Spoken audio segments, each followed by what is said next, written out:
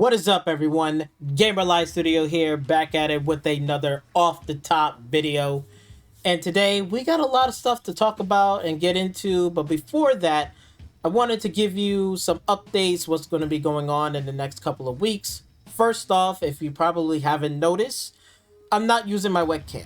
Now, the reason for that is that I'm taking my webcam and using it to do more of the top-down view of the Xbox ROG Ally. You know, I've been playing around with it for the past week. I will be doing my impression video. That's going to be up the following week. You know, this coming week coming up, this coming week on that weekend on Monday, I'll have it up ready to go. So it's going to be about in November, in the beginning of November, the first couple of days in November, I'll have it up ready to go.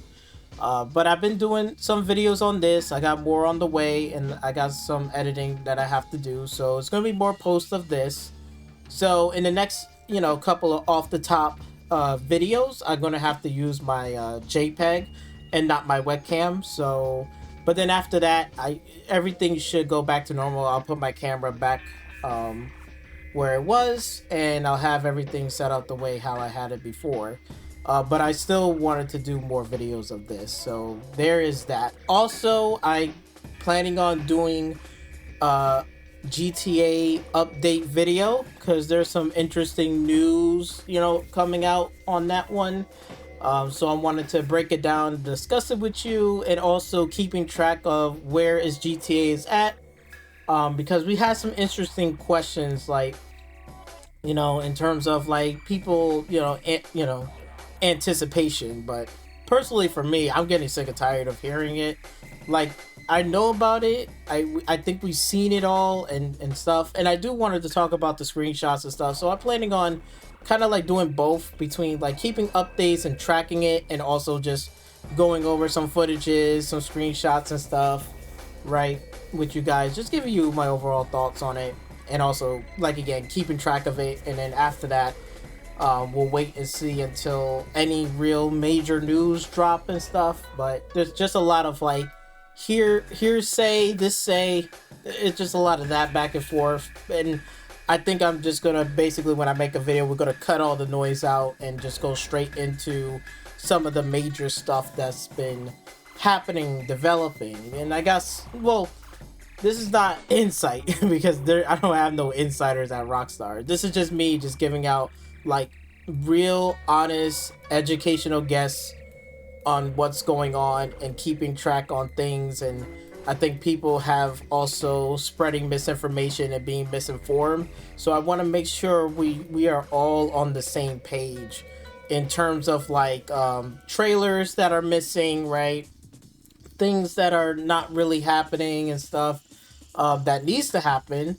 So there's a couple of things. So we'll go over all that. I'll do that probably either the following week or the week after that. I'll be doing that. So it should be either in November, second week of November, or the third week of November. We will discuss and keep track of GTA 6. So there's that. So without further ado, in this one right here, in this off the top video, I wanted to kind of go over and keep track on the Xbox, 2023 roadmap here. I don't know if you remember this, right? But I made a video about 4 months ago, right? And it's right here. I don't know if you can see it, but I'll blow it up a little bit, so then that way you can see it for yourself. And it's right here. So it says right here, off the top, Microsoft is in the position to spend Sony out of business in 2023 roadmap. In which, like, again, this was like 4 months ago, right? And there was a lot of things that I pointed out and talk about, and how they're really realigning their stuff to be in that position. Well, since we already have the Xbox ROG Ally, I'm going to let you know right now, this is pretty much phase 1 in the overall roadmap where they're trying to go. And again, like, the roadmap could change, but we could still keep track of like the things that what they're trying to do and where they're trying to go. right? And I think I heard it pretty much loud and clear. What they're doing. They're not doing the whole console, battle. I think they're done with that. I think what they're doing is taking the Nintendo approach. We'll get to that when we get there. But I made this video about, again, 4 months ago, and I think it's about time to go back and really see what's like, again, Xbox and Microsoft is cooking in their phase 1 plan, what they're doing. And it seems like, again, PlayStation is literally falling behind with the times. Like, things are changing, 2025 is not the same how it was like 2012, 2011, 2010. Like, things has exponentially changed a whole lot. A lot of people, they're just really just like, I just want to play my game to play my game. And, the whole exclusivity stuff, which we're going to get into this one, is pretty much, really is outdated. Like, honestly, a lot of things that Phil Spencer said before, and we all thought it was some blasphemy, it doesn't make any sense. But Phil Spencer was right. Phil Spencer was right about a lot of things. And now we're seeing it in Sarah Bond, that there's a lot of things that Sarah Bond is saying is absolutely right.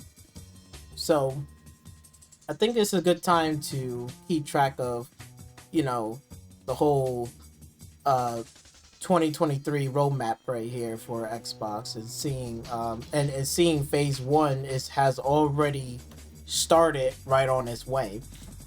And what could this mean for the future? What could this mean for next generation console, right? We're gonna get into all of that stuff. So without further ado, if you do enjoy the video, make sure you like, share, comment, and don't forget to subscribe to my channel. We're gonna have more content, more video stuff. And again, I'm working on some other projects as well, some really cool projects. I just started finishing editing on one part of my project. That's still in the works, because I think what I'm going to plan on doing, just real quick as a little tease, I'm going to start combining both of these together, but I'm going to do it in a whole different way. I used to do it separate like this, but due to like time constraints and stuff like that, I'm going to start putting it more together, but more like a streamable thing where you could just watch it and stuff like that. It's really cool. It's something in the works. I've been working for quite some time and planning, and I'm starting to edit and starting to come together. So you're going to be seeing that soon. So stick around for that. Probably like next year it should be ready to go. But it's in the works. Alright, so without further ado, let's get into the video itself. And we're going to start from here, right? Because the Xbox ROG Ally handheld dropped on October 16th, 2025. This is Xbox's first official handheld console, which is really cool. And it's partnered with Asus. I think that's a smart business move, right? I mean, again, they could make it in-house, but I think they probably taken the approach of, let's just do a partnership, right? That's already have the expertise and stuff, and we'll put our own, our engineerings and stuff like that, and let's go combine both of those together and see how it turns out. And that's why we got the Xbox ROG Ally and the Ally X, right? And both of them was complaining about pricing, this and that. There's just a bunch of things. Like, oh my god, it's crazy. But let's go take a look at this interview, because there's a few interesting key things that we can take away from this interview from Sarah Bond here. And let's go see what does she has to say. Worth, I'm the tech editor at Mashable. I'm here with Sarah Bond, the president of Xbox. That has to be the coolest job title I can imagine. I know you have kids. They must think that's the coolest thing ever, right? It is the coolest job title. It is also the coolest job. Yeah, but my kids do think it's pretty awesome, but they're always asking for stuff, of course. Oh yeah, I would imagine they want to play this amazing device, which we'll talk about in a second, early. They want all the games early. Everything early. And they are actually really good at giving me ideas and testing things out, so. That's got to be an advantage. Yeah. So we're obviously here to talk about an exciting new device. Tell us what this is. I know we've been waiting years for this one. Yeah, I mean, this is the Xbox Ally. It is the first time ever that we have created an Xbox handheld. The team created an Xbox handheld device. Okay? So, which is obviously is true, right? This is the first time that they ever made a Xbox. Like, I've been waiting for this for for so long for them to do. And I think this is the right time to do it. Because back in the generations, how it was like, like the PSP and the Vita, it was cool, but it wasn't really supported or really was that great. It was a unique device, but again, it just didn't take off like how it should be. And I think Xbox is in a good position where they said, let's do a handheld now, which, right, they got handhelds coming out, the Steam, right, Nintendo, right, the Steam Deck, right, and then all these other handhelds started to come out, and now they're throwing their hat in the ring. I think it is a good time, because now we can actually play the same games, like how we play at home, like AAA titles, now we can play it on the go, which is cool. Or AA titles, or even smaller titles, right? You can play it on the go. So, which is cool. And I think this definitely is the right time, because the kid in me would have said, like, no, they should have made devices a long time ago, blah, blah, blah. But as an adult right now, and seeing the technology and stuff like that, and seeing all of kind of like the problems and the crack with the whole handheld system, especially for PlayStation with their PSP and their Vita, it just goes to show, like, yeah, it wasn't a really good time for them to make a handheld. I think they should have just waited until technology gotten better to the point where they can take a game like the AAA titles and able to stream it on the go and stuff. So, yeah. teams worked with Asus and with Windows to create this device. So now you can finally. And you hear that, right? I'm gonna come back to that point, but I want you to hear that again. And with Windows to teams worked with Asus and with Windows to create this device. So now you can finally actually take Xbox with you anywhere you want to go in your hands. Yeah, I got to play with it a little bit before our interview. It feels like Xbox controllers in your hand. Obviously, it's a little bit heavier because there's more hardware there. Xbox controllers in your hands, so this is pretty much is a Xbox. But it does have that kind of familiar Xbox feeling, and then it's a full-powered Windows gaming laptop in a way. Yeah, well, and it's hard actually to talk about it and not pick it up, I'll be honest. Yeah, when you hold it and you close your eyes, it feels like an Xbox controller. But you're right, it is powered by Windows. Yeah. Which is a pretty cool aspect of it, because once you go through Ubi, every other time you open the device, you boot right into an Xbox experience. But because yeah, look at that. Look at all those games right there. You see this? Look at all the games right there. Baldur's Gate 3, Expedition 33, right? CD Projekt Red, Cyberpunk 2077, Forza Horizon 5, Gears of War Reloaded, Silksong, and they got Metal Gear Solid Snake Eater.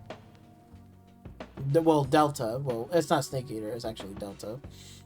But they got it. So you can pretty much download whatever games and stuff like that. So it clears to me that I think like not that long ago or a couple of weeks, like where a lot of those PlayStation fanboys like Marlin Gaming was stating that, oh, like it's not going to happen, PlayStation games is not going to run on here on this handheld device, which is clearly it can run on this handheld device. Like it's clear as day. Like it's like crazy. Right, it can run PlayStation Xbox games. Experience. But because it's Windows, any game that you have that you've bought from a PC store that's on this device, it all shows up in one library, which is so awesome for gamers. Yeah, and that's kind of been part of Xbox's strategy, right? Like more cross-platform games, like less focus on exclusives. Can you kind of tell me how this fits into the Xbox like big picture strategy? Why this? Why the handheld? Well, we've always believed that people want to be able to play any game they want, anywhere they want, with anyone. And gaming is entertainment. You should be able to take it with you everywhere. You shouldn't be constrained to a single device. You shouldn't be locked to a single store. And this is the manifestation of it. Yeah, so do you imagine most people will have an Xbox console and they'll also have the new Ally handheld? Is that kind of the big picture vision? You know, I think that we'll see a whole range of people using it. For some folks, this will be the device they want to game on. They want to take their games with them anywhere. They're a PC enthusiast. They want to be able to access all of their stores in one place, because you can also plug it into the TV and project to the TV as well. And then there's going to be other people we know that are console users where this is a great add-on to your console experience. One of the cool things we did for console users in here is in the UI, if you have a game that you started on the console and then you stopped in that game and you grabbed your Ally and you're somewhere out in the world walking around, it actually knows right where you left off and you can go right back in and play that game. And if it's installed on the device, you're playing it natively. But if for some reason it's not on a device, you can actually play it over the cloud. It knows right where you were. That is really cool. Yeah. And see, okay, you wait, that whole segment right there, we're gonna replay that whole segment again. But she just said a whole bunch of stuff right there, right? You heard what she said. She taking it on the cloud, on the go, on this, right? And what does that lead to, right? It leads to right here. Remember this? Yeah. Oh yeah. This is the 2020, the roadmap to 2030 is here and real. And we can see where they're going. And we can see like what they did, right? First, they said it's time, let's lay down the groundwork, right? Let's go to PC first, put games on the PC, lay down the groundwork on PC and Windows. Then after that, they said, okay, we could do cloud. And then after that, they said, let's go put other devices ready to go. So like you could play the game on the browser, play it on mobile, right? Phone. We got phones and tablets. Smart TV. If you could play Xbox games on a smart TV, right? It was no different than what PlayStation did back on PlayStation 4, but they just gave up. I don't know why they gave up and shut down those projects, but they should have been putting this into full effect, because this would have been the future. But look who's doing it now.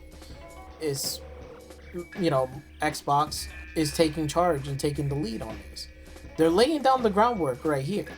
Cloud devices, streaming sticks, right? And you know why they don't make their own? They just like, why are we gonna do it like that? It's just like this. They did it for the ROG Ally. They got that partnership, right? They said we could do it in-house, but they said let's do a partnership first, learn from each other, see how this device works, pricing this, whatever, marketing campaigns, right? Learn that, and then let's see how it goes from there, right? And again, I think really is a smart move. I think, I wouldn't be mad back in the day if PlayStation would have done the same thing. If PlayStation done the same thing, I don't think people on the PlayStation side of the console will be upset or mad about whatever. And plus, they have done partnerships in the past as well with the PlayStation phone, right? Which is a hybrid between a phone and PlayStation put together, where you can make calls and stuff and you can still play PlayStation games. It's no different than what we're seeing right now. Years later, we're seeing this right here. Now. It's crazy. But again, the roadmap is here. So now we got the handheld is here. Guess what? That's phase 1. We're going through phase 1 right now. Phase 1 is handheld. So guess what's going to be next? Phase 2. Phase 2 is going to be the console. They already laid down the groundwork during 2017. Early 17, maybe 16, maybe 15, 16, they was in the works. And they's saying, okay, let's just go. We got consoles. Let's put some of our games onto PC. Boom, boom, boom. Let's lay down the groundwork for there and stuff. And then once we get that together, then we can go into cloud. And once we do that, let's go put, lay down more of this groundwork. Let's put it in across on all devices where, we need to go outside than just this console. They're going to try to go outside and beyond than just console, which is smart. I think is better like this, because again, trying to battle it with PlayStation in terms of consoles is just a waste of fucking time. I think they have done it during the 360 Then they messed up on the Xbox One generation, right? And then they tried to do it for the Xbox Series S and X, right? But again, it didn't really, took off or suffice. And I think I know what they're trying to do. They're going to go to the Nintendo route and play within their strength. We'll get to that point later on, and I'll talk about that. But for now, they pretty much is doing a console, but it's going to be what? A console hybrid. Same thing as this handheld that we already seen phase 1. We're seeing phase 1 of this. So we're starting to see it starting to come together, right? But I want to rewind that part back right here because she said a lot of interesting stuff. I'm gonna stop it a little bit. Most people will have an Xbox console and they'll also have the new Ally handheld. Is that kind of the big picture vision? I think that we'll see a whole range of people using it. For some folks, this will be the device they want to game on. Yeah, you're gonna see a whole range of folks. Yeah, and you know what the whole range is? The whole range is right here. They got a whole range of devices and access to Xbox games and their library. So they browser, mobile, TV, low-end PC, mid PC, high-end PC, cloud, and on streaming sticks and devices. We've been seeing that happen from the past couple of years now. We're starting to see it happening. And now they got to the point where they're making a dedicated handheld or a partnership handheld. That's what they're doing, which is smart. And then after that, then that's phase 1. Then they're going to move into phase 2 is their next console generation hybrid. That's what they're going to be doing, which is smart. And like, again, they got a whole range of devices. We're starting to see that with PlayStation 2, but PlayStation is moving extremely slow. Like, again, they had the ideas like back in the day. If you don't believe me, hold on for a minute. Let me I know I should got this better prepared, but let me I'm Timothy Beck. let me show you this so then that way you can see the evidence clearly, because people needs to see this. What was that? It was PS.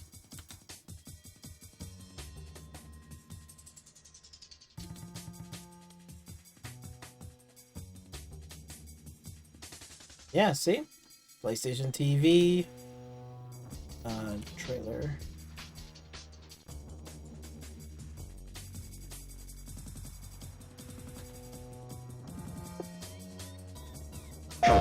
Things have been a little different since we got the PlayStation TV. And if you notice that, again, this is from back on the PlayStation 4 generation. We're in PlayStation 5 generation.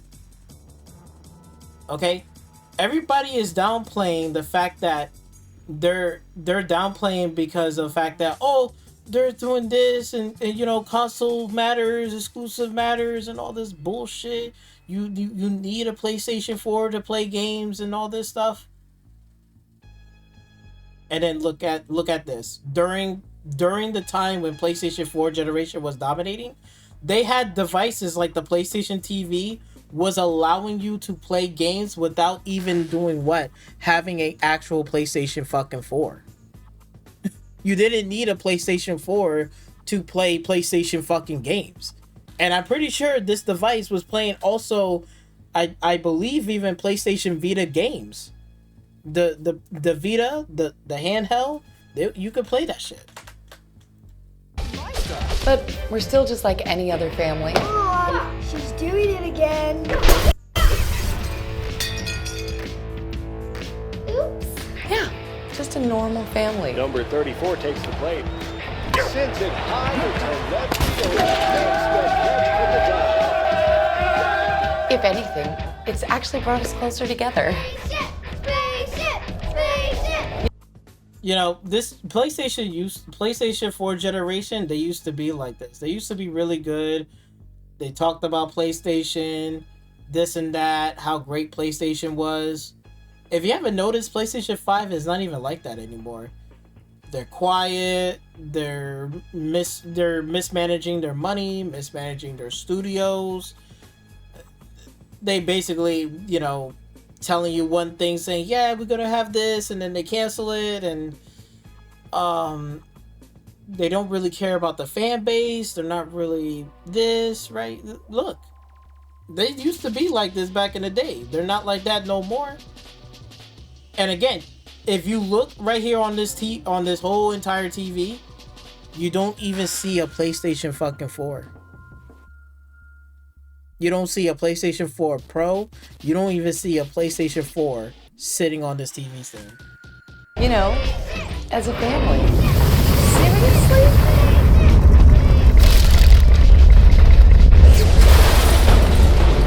PlayStation fun for the entire family with hundreds of games to choose from. Make your Hundreds of games to choose from. And look at this. Most of it, there was like first party games. Look at this, third party games right make here. your family amazing.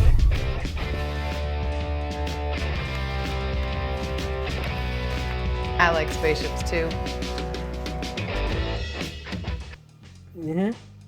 Yeah. Yeah, look at that. Look at this.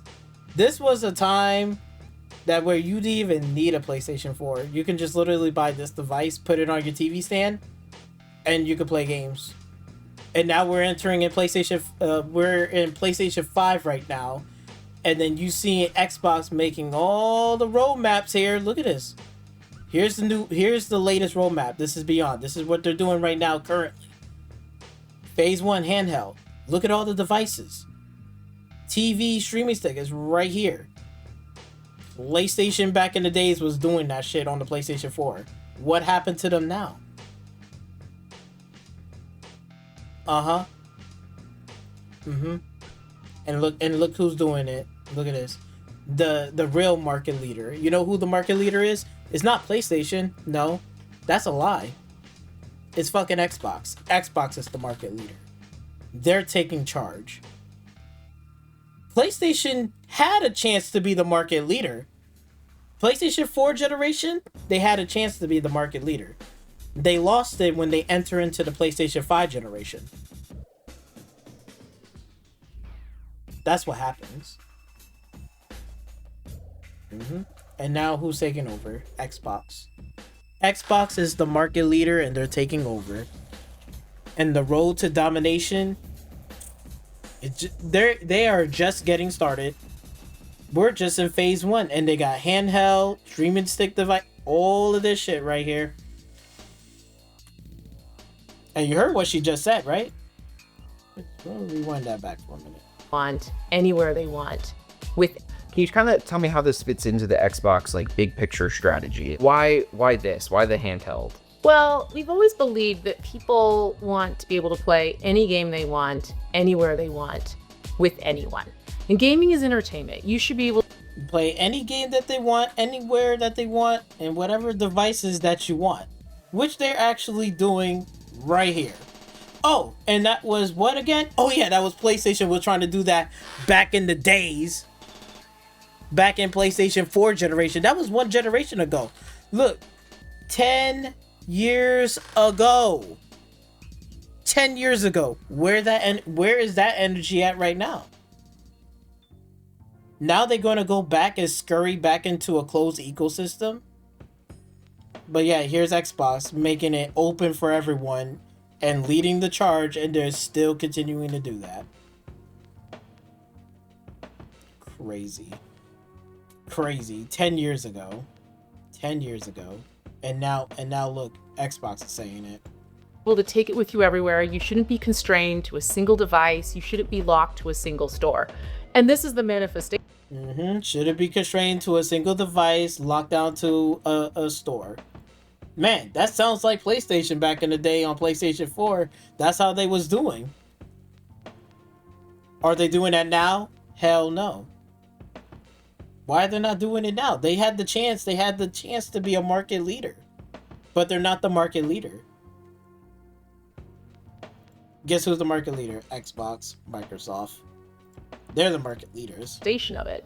Yeah, so do you imagine most people will have an Xbox console and they'll also have the new Ally handheld? Is that kind of the big picture vision? You know, I think that we'll see a whole range of people using it. For some folks, this will be the device they want to game on. They want to take their games with them anywhere. They're a PC enthusiast. They want to be able to access all of their stores in one place. Which I have. I have Steam and I got access to all of their games, because that's funny too, because you know, they already got access to all of these games right now. I mean, shit, we can go open up Steam, right? I can open up Steam on this, and I was playing Steam games even on that device. So even back here, right, I was playing Steam games as well. Right here, I was playing that shit. Look at that Steam game. I was playing Steam games on here.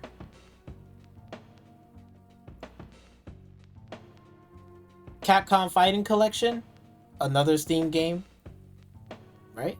Near this one, I got both between Xbox and Steam, right? Skyrim.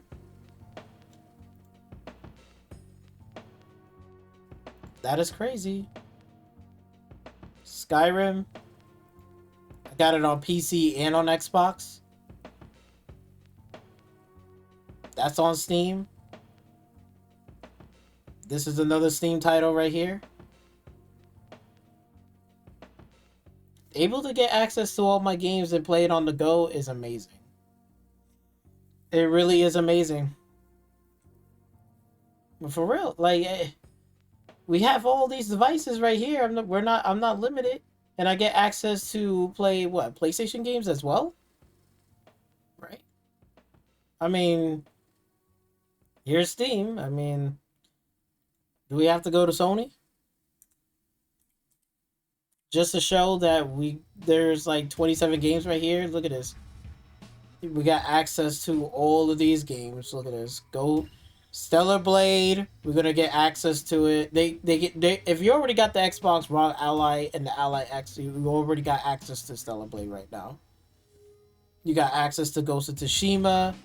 And Yoshi Yoshida is actually playing Ghost of Tsushima on the Xbox ROG Ally X. That's crazy. Yoshi Yoshida, the one that PlayStation, is playing an Xbox ROG Ally handheld gaming console device, PC, and he's playing Ghost of Tsushima. Not even Ghost of Yote. All these accesses to it. I can have access to Helldivers 2 if I wanted to. Last of Us Part 2 Remastered. Spider-Man 2, Lego Horizon Adventures, Horizon Zero Dawn Remaster, God of War Ragnarok, and then you got the original God of War, Uncharted Legacy of Thieves Collection, Days Gone, the original Spider-Man game, Sackboy, Returnal, The Last of Us Part 1, Ratchet and Clank Rift Apart. So basically, this gaming handheld, we got access to all of the PlayStation games already. So PlayStation doesn't have to really release anything official to the Xbox branded console, because we're going to get access to it anyway. If they make it official to port it over there or not, we're still going to get access to the game anyway, because it's going to be on Steam. And you know that everywhere around the world, okay, they most likely have a Steam account. And most people, if not mostly 90% of gamers are gaming on Steam. And they're downloading and buying games on Steam. Okay, they can spread their money here and there, GOG here, Epic here. They spread their money around, but the main place to buy games, download games, and to do stuff is on Steam. Not only is a community-based thing, and is a storefront, community-based, a library to fit all my games, activities. There's a bunch of things. This thing is more than just a storefront. This thing is like everything that you wanted. You can have friends in here. You can chat. Do this. There's a bunch of things you could do on here. This storefront is not just a storefront. This is literally like a social place, a place where you could buy games, download games, got a community base, got workshop, discussions, got other people. You can make friends on here. You can chat with your friends on here. Like, what? Man, it's crazy. It's crazy. Because you can also plug it into the TV and project to the TV as well. And then there's going to be other people we know that are console users where this is a great add-on to your console experience. One of the cool things we did for console users in here is in the UI, if you have a game that you started on the console and then you stopped in that game and you grabbed your ally and you're somewhere out in the world walking around, it actually knows right where you left off and you can go right back in and play that game. And if it's installed on the device, you're playing it natively. But if for some reason it's not on a device, you can actually play it over the cloud. It knows right where you were. That is really cool. Yeah. Wow, look at that. Cloud streaming too and all this stuff. But like again, we got people out here that's telling me, well, it's not an Xbox, it's not an Xbox. How are you gonna tell me it's not an Xbox, which it is? Look, you know you probably seen this, right? And these are all the games that I've installed. I got some games from Game Pass, and I got most of them on Steam, right? That I have installed, right? But let me show you something here. That thing is coming. It is coming. For right now, it's only for cloud streaming. But I'm pretty sure with the back compatibility that they've been working on for over years now, I'm pretty sure that is going to be making its way onto here. Because if I take this out and I put down just own games, like the games that I own, what do you see right here? Oh wait, Crimson Sky. An Xbox title game. And look, my 360 games is right here. Dead Space 2, Fallout 3, Far Cry Classic Edition. Hello? Another 360 game, GoldenEye 007, Rare Replay, Trials Fusion. Yeah, these are, I recognize most of these games. These are games that I have purchased on where? On my Xbox console. And it's showing up here. It may be cloud streaming for now, but guess what? Give it a couple more years. They're going to start putting those games that where, hey, you want to play Crimson Sky? You want to download it natively? You fucking can. Oh, I can? Okay, hey, I could. Let me go get it. Let me download it. And on top of that, too, remember, it's a PC hybrid. It's a console PC hybrid. So you can literally emulate these games if you want to. It's here. These are 360 games. Am I wrong? This is not a 360 game because you can see there's a 360 right here.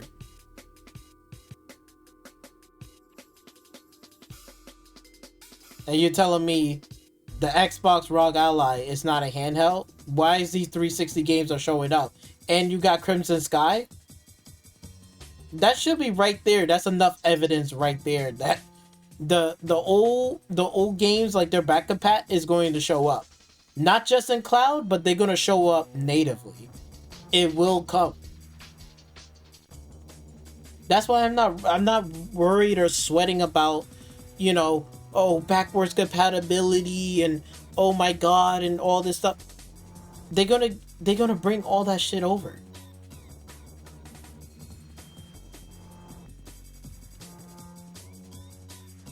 Yeah. One of the coolest features I've seen so far is the kind of co-pilot integration. Yeah. I So don't care about Copilot. I'm lost. Where do I go from here? It's like it's also reading other data, like it knows what game you're in, or cool.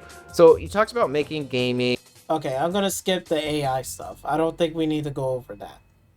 I wanted to go over that little bit right there just to let you know, like what direction where they're trying to go. And again, this is smart. This is the smartest thing to do because in this generation, more than ever, and especially the economy now, they want to have options of where can I play my games? If I have a laptop right now, can I play my Xbox games on a laptop? And the answer to that question is yes. And guess what? Those 360 games and Xbox games are coming. They are going to come, not just streaming in the cloud, they will be coming natively. They're going to be coming. I am pretty sure of that. I am pretty sure, right on the money. If we starting to see some of my games in my library that I own on the original Xbox console and on a console, on the 360 console that I have purchased digitally, we're going to start seeing those games going to be running natively. And again, I can purchase these games like even on Steam right now. So either way, I have the options to pick and choose how I want to play my games. I can basically emulate Crimson Sky. I don't need to purchase Crimson Sky. I can do that. It's like there's multiple ways of playing games. And we're seeing it that they're, and again, in this generation, you want options that is available for everyone to get their hands on. Whether this console is going to be premium and this handheld is premium, some premium, not premium, there's so many options here that you can still game on stuff. You can access to the browser, your mobile, your TV, your high-end. The choice is completely up to you. This is that generation what we're living in right now. Being accessible, that's definitely something I've heard you say in other interviews as well. I know this starts at $1,000. I know we've recently seen some price increases with Xbox Game Pass, some increases on devices and consoles, and I mean that's got to cut into accessibility a little bit. How do you think about that as president of Xbox, like in terms of making games accessible? Yeah, there is a lot going on, but at Xbox, what we're focused on is how do we create options for everybody? So with this device, we have two devices. We have the Yep, got two devices. The Ally, which is $1,000, and the other one is $600. Ally X. It's for a premium experience for the most demanding player. It has all the latest innovation in it. We also have the Xbox Ally if you're a more casual enthusiast who wants to jump in, or you're looking for something cool to buy your kid to put under the tree, this Christmas. Yeah. So it's all about having choice and option for players in a time when there's a lot going on and there's a lot of different things that people want. Interesting. Yep, and definitely, and look, that's just not the only option. Like again, there's so many options. Like again, if they can't even afford this, they can get a laptop right here, get Game Pass. If they already have a smart TV already at home, they just need to buy a controller. Xbox Game Pass, play cloud over the TV. Boom. The kid don't even need a console at this point. Hey, it's the same way that how PlayStation was trying to do with the PlayStation TV. It's the same bullshit. But nobody was complaining about this. Nobody was complaining about this. 10 years ago, nobody said a peep about this, saying, oh, it's bad. It's crazy. What's PlayStation doing? PlayStation is cutting sales. They're not going to make any money. No, everybody was saying back in PlayStation 4 generation, no, they're selling consoles so well. They're doing so well. This device is selling well. Everything is doing well, you guys. And now we're at the time where, again, when we need PlayStation the most, where are they at now? Nowhere to be found, nothing but crickets. And all these PlayStation fanboys, they not even bringing this up. Because you know why? Because they know that their stupid-ass arguments will be turned against them. Yo, come on, man. This is ridiculous. Look, bro, what? And the premium devices, right? Look at the outrage. Remember the outrage, how it was when this was $1,000? Well, here's a news article right here. See it right here? Vice. Microsoft hiked the price of the Xbox ROG Ally. Is still sold out. So people out here are still buying this shit for $1,000. You know me, I brought the white one. I brought it for $600. I don't really need $1,000 because I already have a gaming PC already that can run AAA titles. I already have a device that I'm just running like smaller games or games that I'm missing out, like Silk Song. That's the game that I'm playing on my handheld device for $600. This does the job. I don't need nothing crazy. I just want something that I can run a game on there. Hell, even Ninja Gaiden 4 can run on a handheld. Ninja Gaiden 4 can run on a handheld. That drop. Hell, even Outer Worlds 2 can run on the fucking handheld. Outer Worlds 2 can run on the handheld. And on top of that, Keeper, bro, you don't even need $1,000. You could just literally spend $600 and you can get all those little nice games right there easily. But again, even if the price was at $1,000 and it's still sold out, and like I said from the last video, right, from the last one, right, I was saying in my last video, right, where is it? Where is it? Oh, right here. So right here with this whole you know, like whatchamacallit, the Xbox ROG Ally X pre-order and plus pricing, and their outrage and all this stuff, and then you see Alex is like outraged about it, like, oh, it's $1,000, they're not gonna buy it, but guess what? All that fucking crying and all that bullshit, they still sold the shit out. They still brought it. So people out here is more than willing to spend $1,000. And then, you know what that leads to? That leads to what? Here's what the reviews are saying about the Xbox ROG Ally. Xbox ROG Ally and Ally S and all this stuff, right? And then they said what? Oh, excellent. 9 out of 10. A highly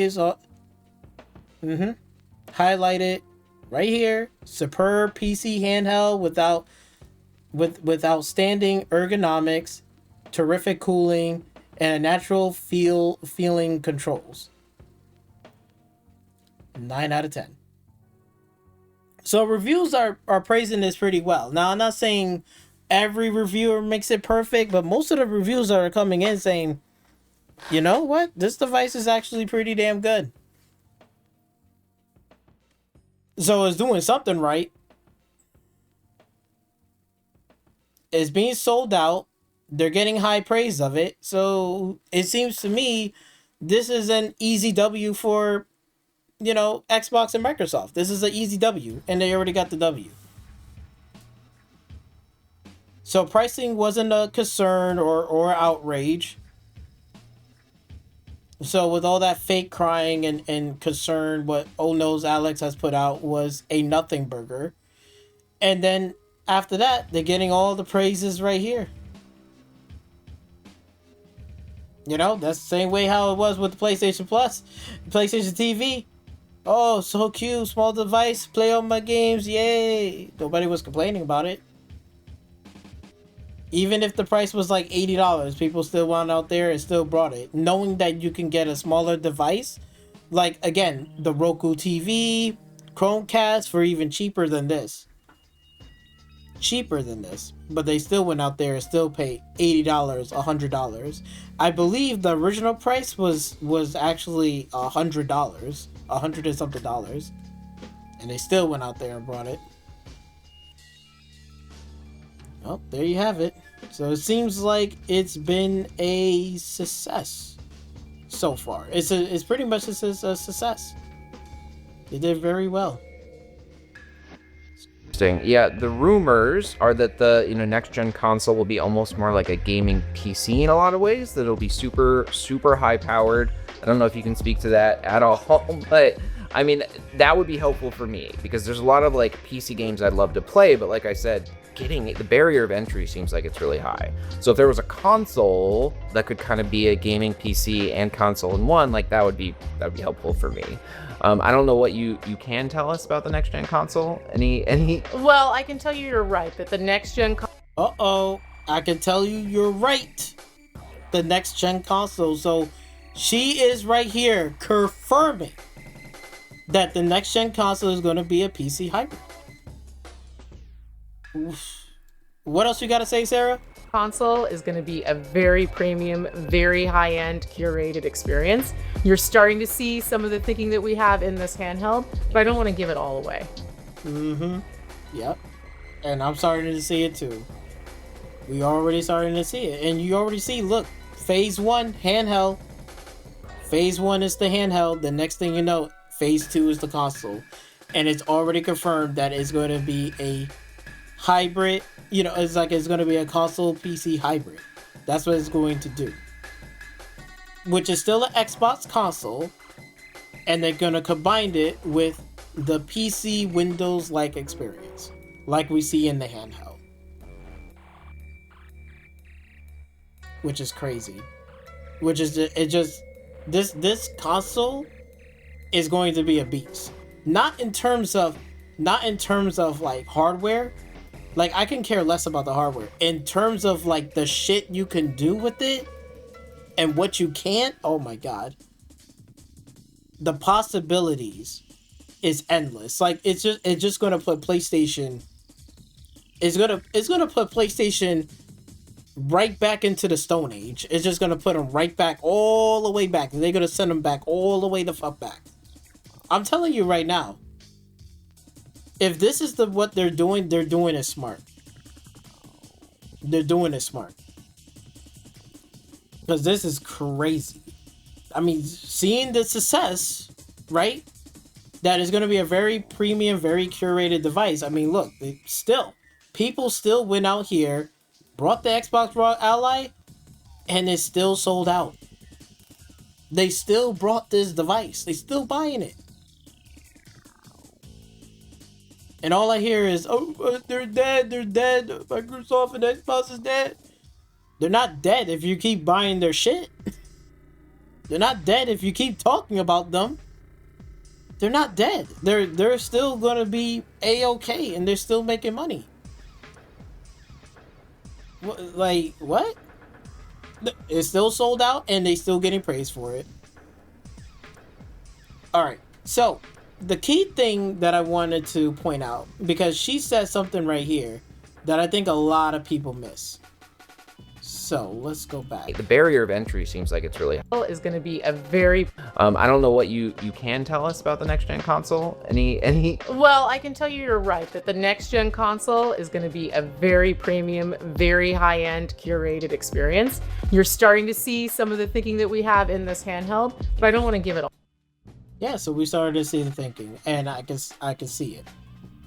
So when she said that part, like, you're right. So basically, this is a console hybrid PC, like a console PC hybrid, right?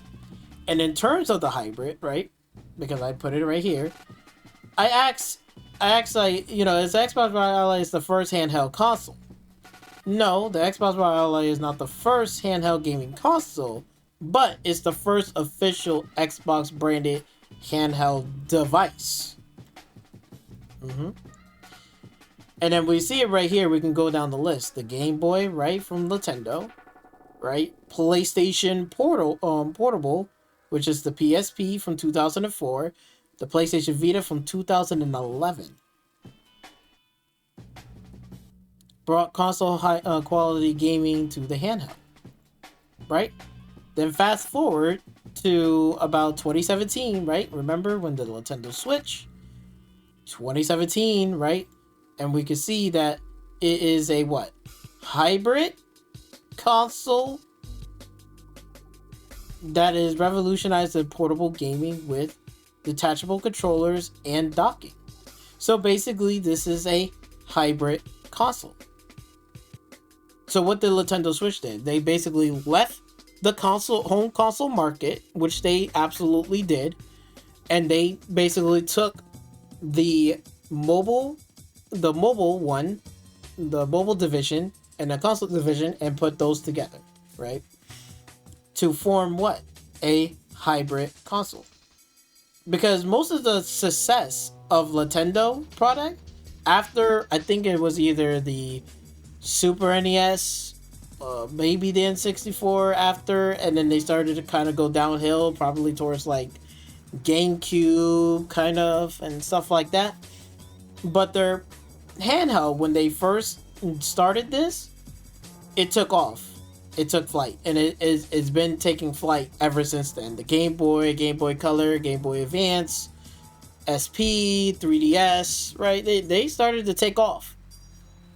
So they see a lot of success with handheld, mobile handheld gaming than their home console division. They're just like, hey, might as well just combine the two together.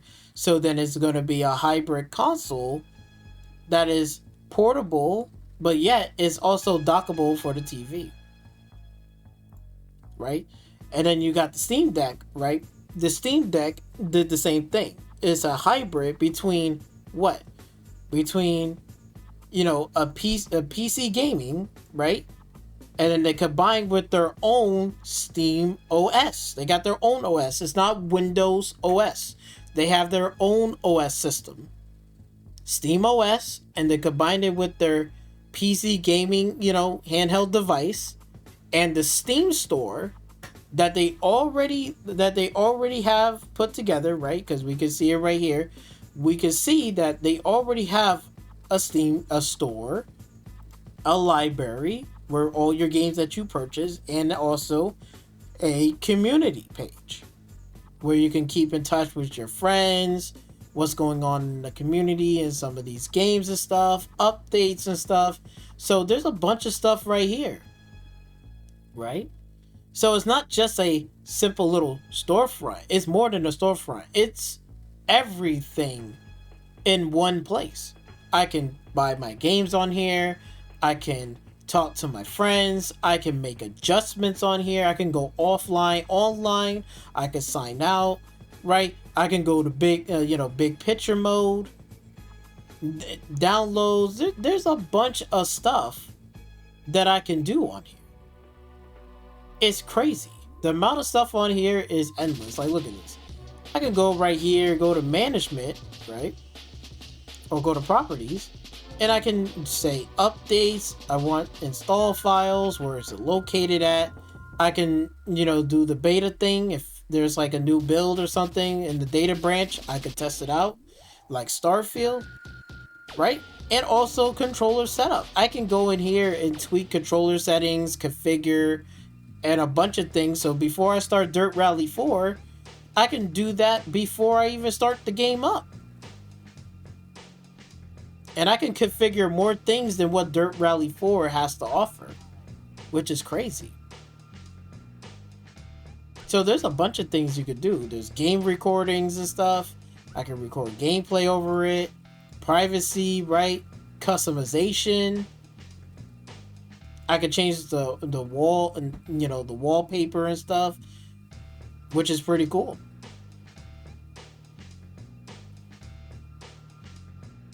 Where could I do that on a console? I can't do that shit on a console, but I could do it on here. And you see what they're doing? They're saying, look, we're gonna make our own OS from Linux. That's why Steam OS is from Linux, not from Windows 11. And they're combining both of those together, all three of them actually together, to form the Steam Deck. No different from the Nintendo Switch. That's what they did. They just said, let's just take our hybrid, let's make a hybrid console between our portable gaming division, and we can also still make it dockable for the TV. That's why it's a hybrid. This is basically technically is a hybrid. They're taking Linux OS that they made and custom made and tested and did all that stuff from Linux. It's not from Windows 11. And then they said, we'll make a handheld and we'll take our storefront and we'll combine all those together to make a handheld PC gaming device. So what is PlayStation? So what is Microsoft is doing? They're doing the same thing, except for they're saying, look, let's take our Xbox, gaming division, right? And then we're going to take our own Windows 11 and we're going to combine it together to do what? To make a console PC hybrid, or basically an Xbox Windows 11 hybrid. It's going to be a console and is also going to be a PC gaming device. where you can have access to what? To all of these platforms, Steam, Epic Games, and other PC storefronts. And that's including what? PlayStation storefronts as well. They already have access to it right now. The ROG Ally has access to all of these games and including PlayStation games as well. They have all access to this. I have access to it.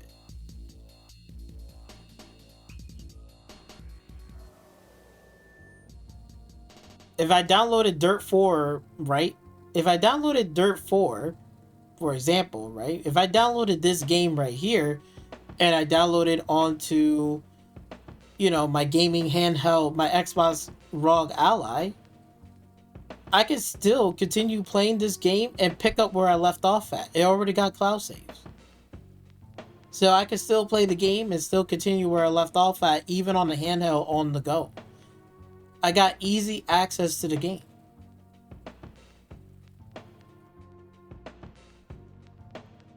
That's where we're at in terms of gaming, is easy access, accessibility, and the games that they're offering here, and the amount of stuff that I can do is going to be crazy. And I'm telling you right now, that is basically what, the next console is going to be. If they're going to do it for the ROG Xbox Ally and the Ally X, they're going to do it for their next gaming console. I mean, we already got confirmation right here, so let's just hear that again. Because there's a lot of PC games I'd love to play, but like I said, getting the barrier of entry seems like it's really high. So if there was a console that could kind of be a gaming PC and console in one, that would be helpful for me. I don't know what you can tell us about the next gen console. Any? Well, Next gen console. I can tell you you're right that the next. I can tell you you're right. So obviously, she's confirming that the next gen console is going to be a hybrid PC console hybrid, just like how we see in the Xbox ROG Ally, and she's going to confirm it in the next couple of minutes. Next gen console is going to be a very premium, very high-end curated experience. You're starting to see some of the thinking that we have in this handheld. We are starting to see some of the things that we're thinking in this handheld, and she's not giving it all away, which is obviously true, because even I'm seeing it.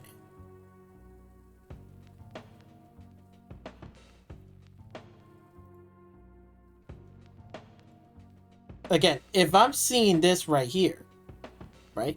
You see it clear as day. You see it right here, Xbox original Xbox 360 titles. If I'm seeing it here, and it's on my PC right now, I guarantee you that if I open up my Xbox ROG Ally handheld device, I'm going to see these options right here pop up too. So it's coming. Not just for streaming, it's also going to play it natively. It's coming. But I don't want to give it all away. We're talking a lot about the hardware, devices, but when we think about those pivotal gaming moments, like I mentioned Halo, or I remember playing Myst, with my dad. Yeah. Oh my God, Myst was good. It was. Now you're really hitting the nostalgia. I'm really You're really extra going dating for it. myself. Yeah.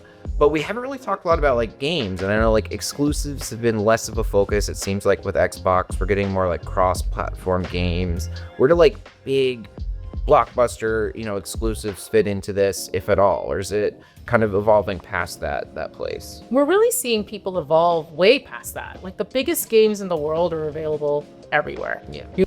And she's not lying. And we'll get to that part too, because we're gonna get through that. Because we're gonna come back to that, because she's even said that already. So mostly everything that she's saying is pretty much is on point. Dog, this shit is crazy. And again, again, the proof is in the pudding cup right here, right? I did the unboxing video, right? What does it says right here? Handheld, console, PC, console, portable. I didn't put the sticker there. These are official, when you got official documentation and the actual box in your hands I don't care about arguments here, this, that, whatever. It doesn't matter what I say or what you say. What matters is what it says on this box. And if they're calling it like this, which is a handheld console PC console portable, then it's pretty much is an Xbox. And if it says on the box that it is, if it is an Xbox, which it is right here, I mean, obviously, right? You got Asus, Xbox, controller layout, everything, the buttons, everything right here is Xbox. Controller, triggers. Yeah, this is definitely is an Xbox. I don't care what you have to say or what I have to say. At the end of the day, if it says on the box right there and you read it, it's right there. It's on the box. Right? Look. It says it right there. It's right there on the box. Clear as day. You can't argue or try to combat and all this stuff. Even Sarah Bond said this shit in the interview right here. Then it's a full-powered Windows gaming laptop in a way. Yeah, well, and it's hard actually to talk about it and not pick it up, I'll be honest. Yeah, when you hold it and you close your eyes, it feels like it is the first. So we're obviously here to talk about an exciting new device. Tell us what this is. I know we've been waiting years for this one. Yeah, I mean, this is the Xbox Ally. It is the Xbox Ally. First time ever that we have created an Xbox handheld. The first time ever that we have created an Xbox handheld. So basically, it is an Xbox device. There it is. Okay then, so case is closed. I think we can close that case and move on, because to be honest with you, I feel like, again, PlayStation over there is just having a really rough time. I think the problem is like this. I think they're upset. They're really upset that they don't even have their own truly dedicated PlayStation portable gaming device. They don't have it. And it's sad. I look, I get it, man. It's sad. Y'all guys should have been having it this year on PlayStation 5, but in this generation, but they're not doing it. They had it back in like what, 2011, and that's around the time when the PlayStation 4 generation, right? They had that. They got this right here, but they had a lot of shit. And now, but the PlayStation 5 generation is just not looking good for them. But again, the road to 2023, 2030, not 2023, 2030, the road to this roadmap right here is insane. And this is just phase 1. We're and they already starting to talk about phase 2. It's crazy. But you can see it right here that, again, you know, PlayStation Portable Cloud Streaming updates let you play PlayStation games without a PS5. Before this update, like, parents was out here buying this device thinking like, oh, it's affordable gaming PC device for my kids. Let me go buy it, and they can play their little PlayStation games and have a little fun and stuff.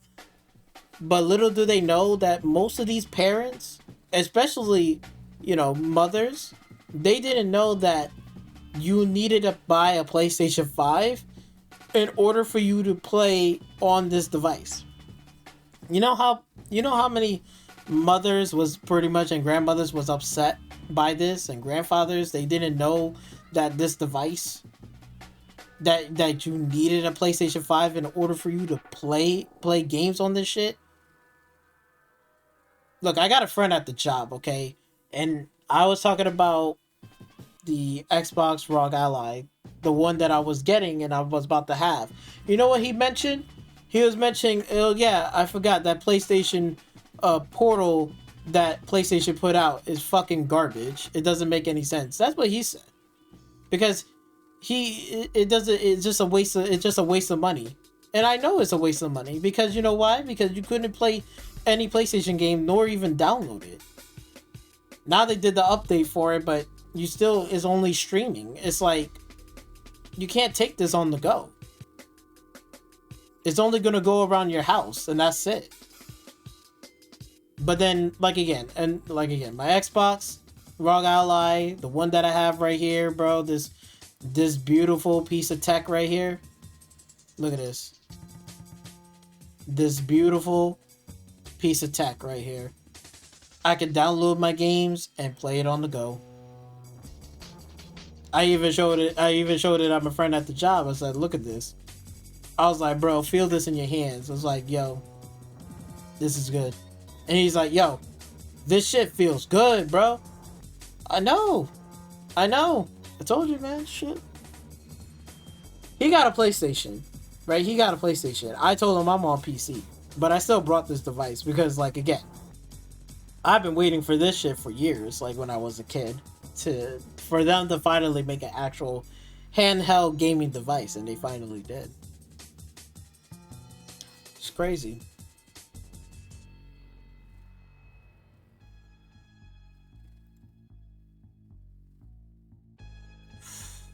Man. And I get it, you know, and like again, real PlayStation fans out there, I know they was very disappointed by this. I would be too. Because if they can put out the Vita back in 2011, right, and they can put out devices like this that doesn't require a PlayStation 4, because you can even see the dad right here. Look at this. He only got this device. There is no PlayStation 4 at all in sight. There is none.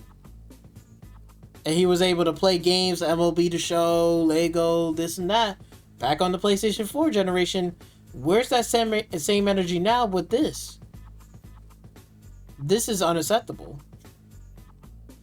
And you know, and it's not just for this device. You know what they did? They did it for this one too, for the PlayStation VR 2. The lack of support. And that's another thing too. Like, I'm not really worried about the Xbox ROG Ally not getting support. Because you know why? It's a, like again, I said, it's a PC hybrid. It's a console PC hybrid. So it's going to be running on Windows 11. It's going to get the update and the support and the software that it needs to keep this running. They can support this console for a very long time. They're going to support this console for a very long time.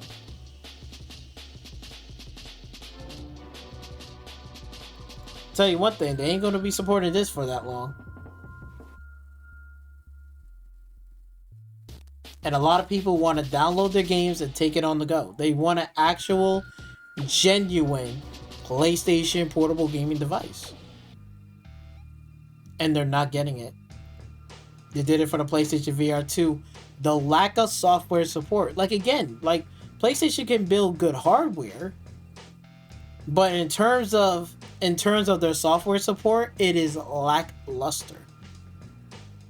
It is lackluster. PlayStation VR 2 doesn't even have backwards compatibility with PlayStation VR 1 title games back on the PlayStation 4. Right? Do I have to bring that shit up again? Do I have to bring that commercial up again? PlayStation.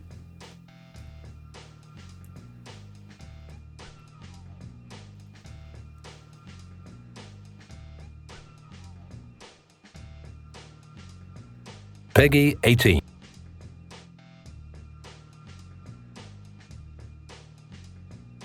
Look at all the games right here that people have brought and played and enjoy, right? All of these games and stuff like that. Look at this. Astrobot. Like they got Astrobot before Astrobot became a thing. And this is on VR. They don't even have this game backwards compatible for the PlayStation VR 2.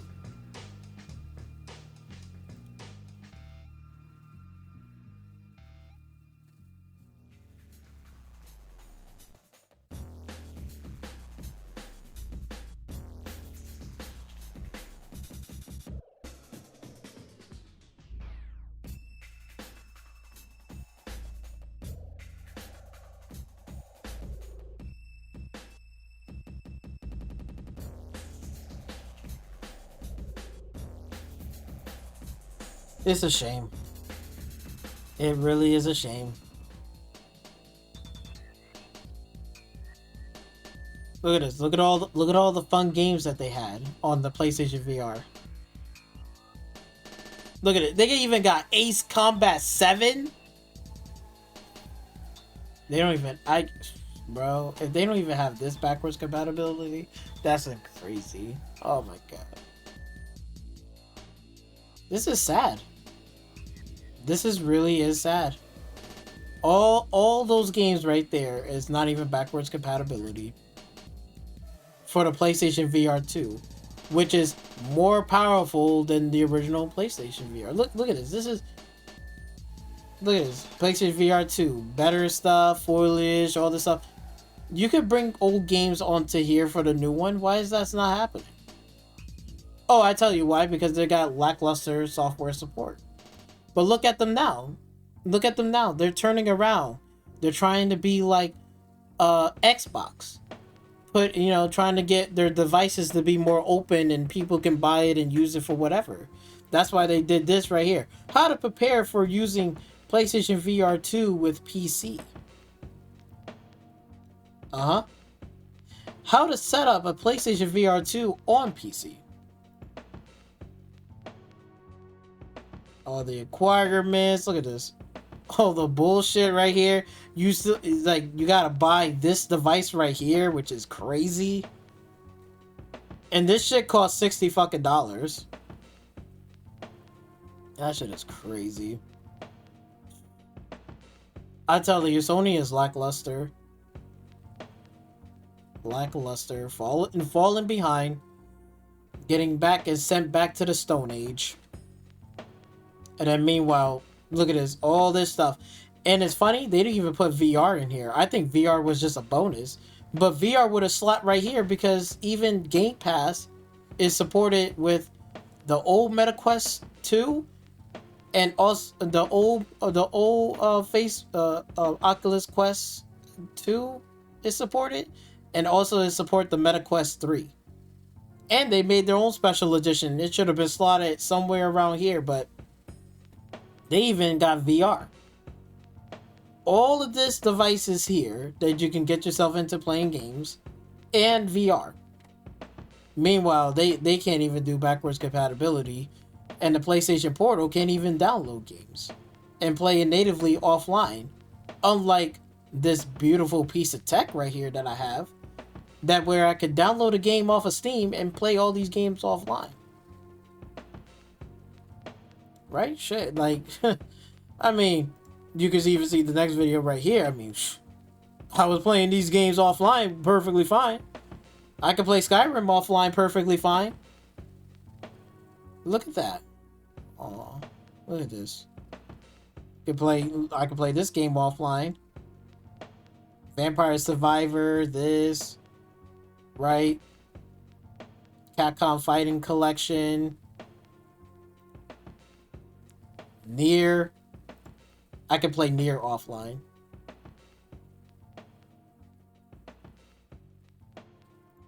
Not this portable. But you see, they're trying to do updates for it, trying to do damage control, because they're not buying the devices. Because guess what? If they were sticking with their closed little ecosystem, this would have cost like $1,000. Trying to get the PlayStation VR 2, you need the PlayStation console. That's $450. You already got $1,000. That's not even buying a game yet. That's not even paying for the yearly online services and shit. You're already at $1,000 already. That is crazy. But a lot of people said that, oh, Xbox is not making a console. They're not going to do this. They all got it. Look, it's already confirmed right here. From Good Morning America from ABC. Game. This is Microsoft Building 87. In an exclusive peelback of the development process, This is the 3D printing lab. ooh, Xbox President Sarah Bond shows me their labs. This is where the team is actually designing, prototyping, and testing for the next generation of Xbox. Oh, so this is the top. The next generation Xboxes. Top secret room. top secret. From 3D Top secret room. printers to the machine shop. Yeah, this is like pretty much the machine shop that I work at. But these machines are more nicer. They got the more nicer machines. I got the more old rundown machines in the machine shop and the manufacturing that I'm working at. But this is like your typical day at a machine shop. I already see the table right there. All the whatchamacallit, the tools is right there, the wrench is right there, the touch screens and all this stuff. Yeah, this is like the typical workshop that I usually the waste the trash bucket right there. Oh yeah. It's just your everyday manufacturing. I pretty much can fit right in here. I wish I could work here. If I did, I'd be having fun. I'd be like, oh, let's make the body chassis for the Xbox today. This will be I will love my job. I will love my job. I will love it. But yeah, it's typical everyday workshop machine. Very rarely take. Yeah, and they got multiple machines too. Yeah, this is like your typical everyday workshop. I'm not sure what machines that they're running. I think, if I'm not mistaken, I know this has to be a CNC machine for sure, because the programming and stuff right here. So, and they got multiple ones. Is that connected together or that? No, okay, so it is connected. No, it is connected together, is it? No, I don't know. It's separate. Yeah, it's separate.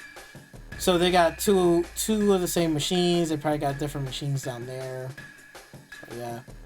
People in here. This is the Xbox Lab. Here, the company envisions all the ways and places we game. This is manageable. You can actually have your. Look at that. They even got rooms to test it out in the labs just to say, is this something that I can see myself at an airport, just pulling it out and playing it and feel comfortable with it. And like, again, all these little console fanboys out there, especially the PlayStation fanboys over there, they're just jealous. They are just jealous. They're upset that they want an actual official PlayStation gaming handheld. And there is, but it's like, bro, like, man, these are like,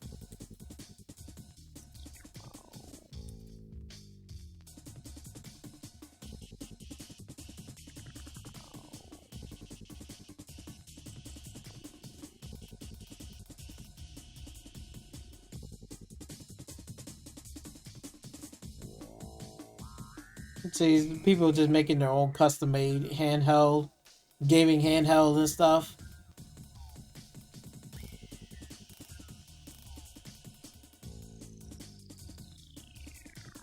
Somebody did it for the Xbox One, but now we already have an Xbox handheld now, so. Look at this, got the little portal. Is it worth it? It ain't worth it. It is not. Look at this PS4 portable.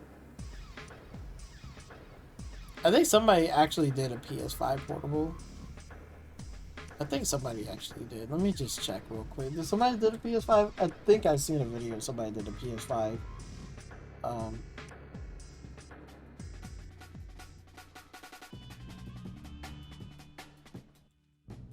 Let me just put PS5 handheld. Yeah, no, they only showed this. But somebody did made a custom made I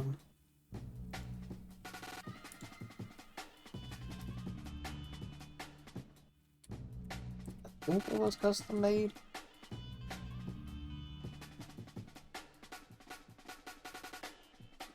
Yeah, so yeah, see, somebody did that for real. Like where they just took a portable screen like this, took a PS5 and made it into like that. It's crazy.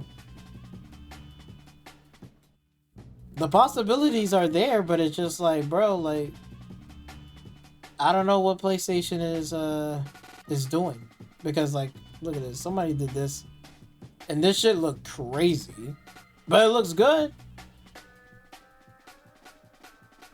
Like, that is crazy. That is crazy. Look at that. That is so crazy. Transforming a PlayStation console into this. It's crazy. You know how many people want this? A lot of PlayStation fans, a lot of the real fans want this shit. They're like, yo, Sony, you gotta make this, bro. This shit looks so cool. Shit, I can actually take it to work. Ah, man, that'd be funny. But hey, you know, like, I don't know, man. They need to start doing some shit. They need to. But at least we can... Now we know it's confirmed that they are making a next generation handheld. You know, well, not just a handheld, but also the console itself. So we can go back here to the roadmap that she has confirmed and double confirmed that, yes, they are continuing to make the next generation console. They are doing it. So, and like again, we can go back and just hear those words again, just in case. Just in case if you missed it, you know? I don't want to... This is Microsoft Building 87. In an exclusive peelback of the development process, This is the 3D printing lab. ooh, Xbox President Sarah Bond shows me their labs. This is where the team is actually designing, prototyping, and testing for the next generation of Xbox. Oh, so this is the top. Next generation Xbox. Yep. Next generation Xboxes. So, this confirmed. They're not canceling it. It is full steam ahead. And like I said, and like again, it's going to be a hybrid. She already mentioned it in this interview right here. That is going to be a hybrid. And she confirmed it. So, there you go. At least now we know. Now we know. But again, I wanted to kind of have a little bit of fun. Because like again, the thing is that what could this be? What could this mean for, like, again, a potential console and PC hybrid for Xbox, right? What they're doing, right? Because we can see right here, like, again, we know, like, Nintendo doing their little console hybrid, and now Xbox, right, is going to do their Xbox branding and their Xbox division, and combine it with the Windows team and Microsoft with Windows 11, and combine them both together to make a console PC hybrid. We already got confirmation for it, right? And they are working on the next generation console.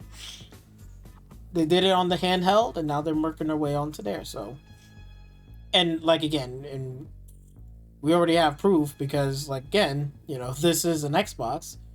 It's a console PC hybrid. So it's like, again, we can look at it right here. Well, handheld, console, PC, PC, console, portable. So this is a console PC hybrid. And they're gonna do it for next gen console. But what does this mean? What is some of the possibilities and the things that we don't have to worry about? For starters, you know what this means? This means no cross-generational fucking games. No cross-generation games, none of that garbage. Basically, it's gonna work like this. If I brought a game that's on Xbox from whatever, from the time right now, 2025, to all the way to like 2035, basically, I can still play the games that I have already purchased from 2025 because it's already a console PC hybrid. Therefore, the games is still going to work regardless of what hardware that Xbox is planning on doing or the next one. So we don't have to worry about, oh, is it backwards compatibility and stuff like that. Now again, Xbox don't have an issue with backwards compatibility because they've been working on this software and this technology for quite some time during the early, like, again, 2015, 2016, 2017. They've been working on it.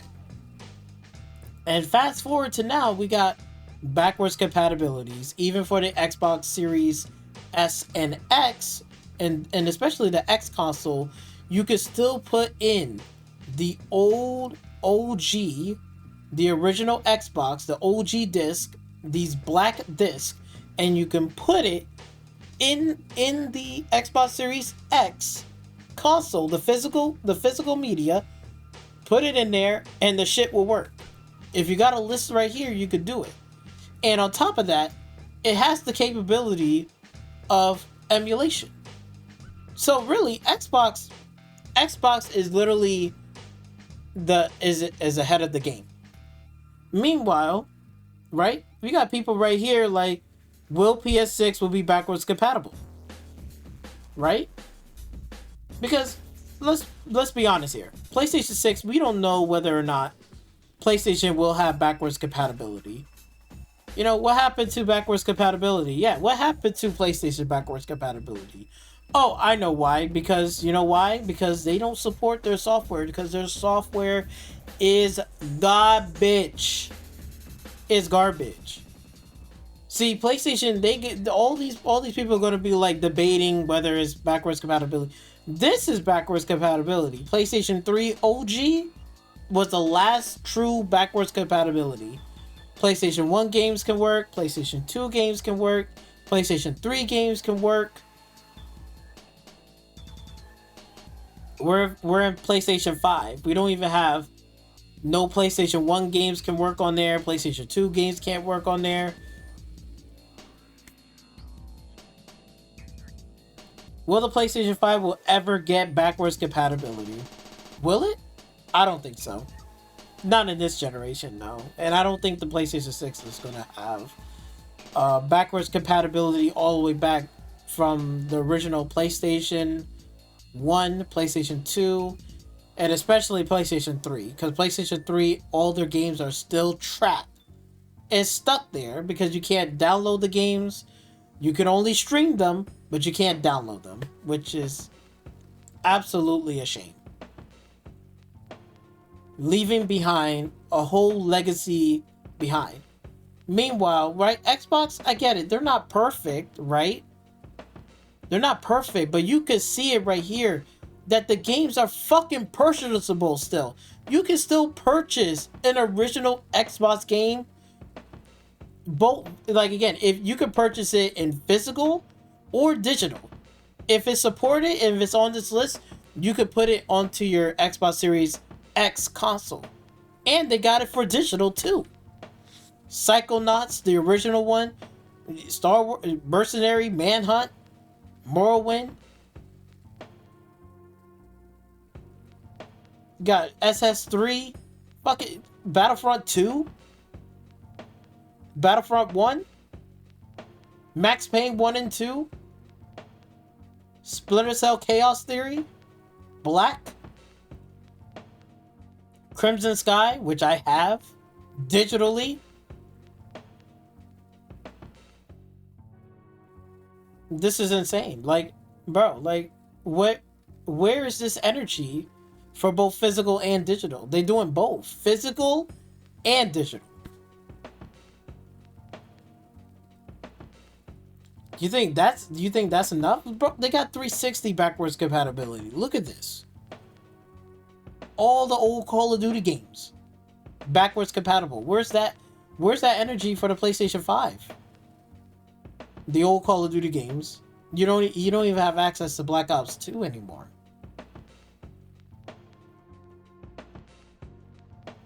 Black Ops,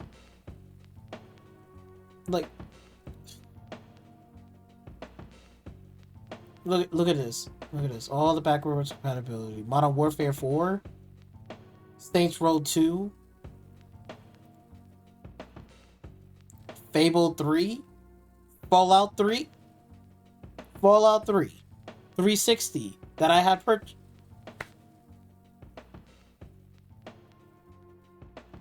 Lost Planet 2, Tomb Raider, Call of Duty 3, Silent Hill HD Collection, Tomb Raider, Splinter Cell Blacklist, Split Second, Duke Nukem Forever,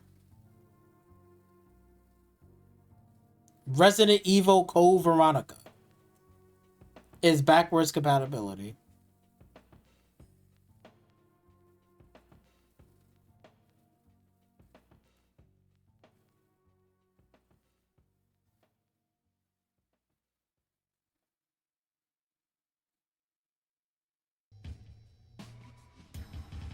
Dante's Inferno.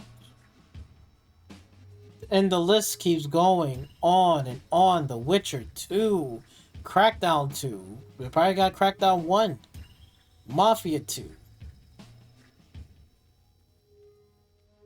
Just Cause 2.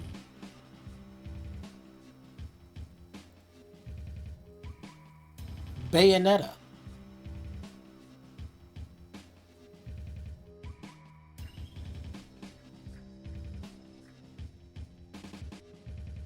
This is crazy. Like, the backwards compatibility, physical and digital.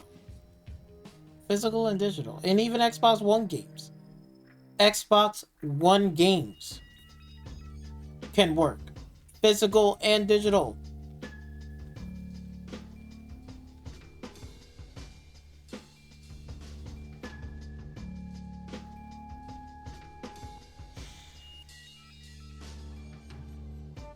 This is sad.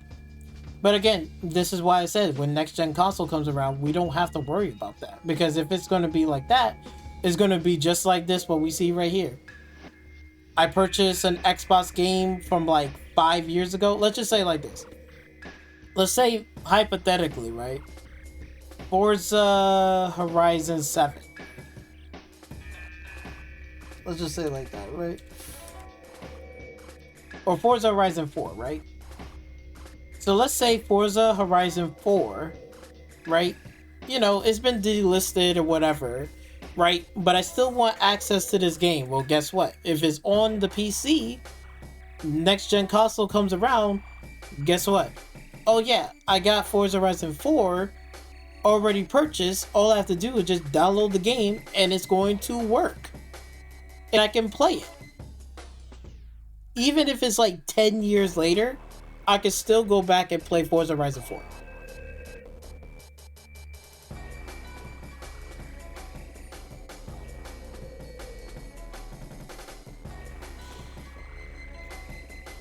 That's what I'm saying. We don't have to worry about asking questions like, is it ever going to get backwards compatibility? Are we going to get backwards compatibility for the PS6? Right? Like, I guess they asked that question here. I don't know where it is.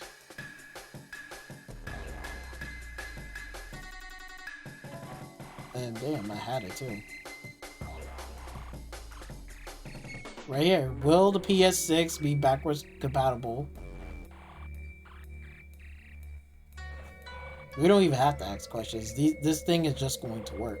If they already have back compat right here, it's going to be on the way shortly. Crazy. Another thing that is a possibility is, again, mid-gen refresh. We don't have to worry about mid-gen refresh.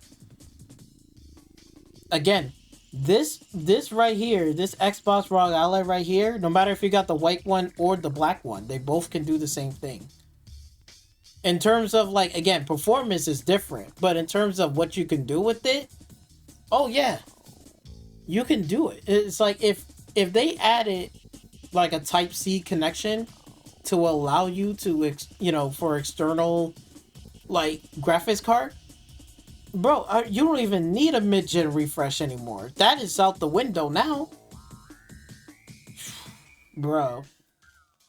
Mid-gen refresh will be right out the window if it's possible. But again, the possibility is there. Like, again, you see how, like, you got this right here, PS5 Pro console. This is a mid-gen refresh. They so-called it's powerful. It does 4K and all this bullshit, right? But ain't we just made a video not that long ago? Last couple of whatchamacallit, off the top videos, where we was talking about how Metal Gear Solid piss poor performance. Because it was right here. Right here, bro. Piss poor performance. And look at this. All these PlayStation little ponies wants to damage control it.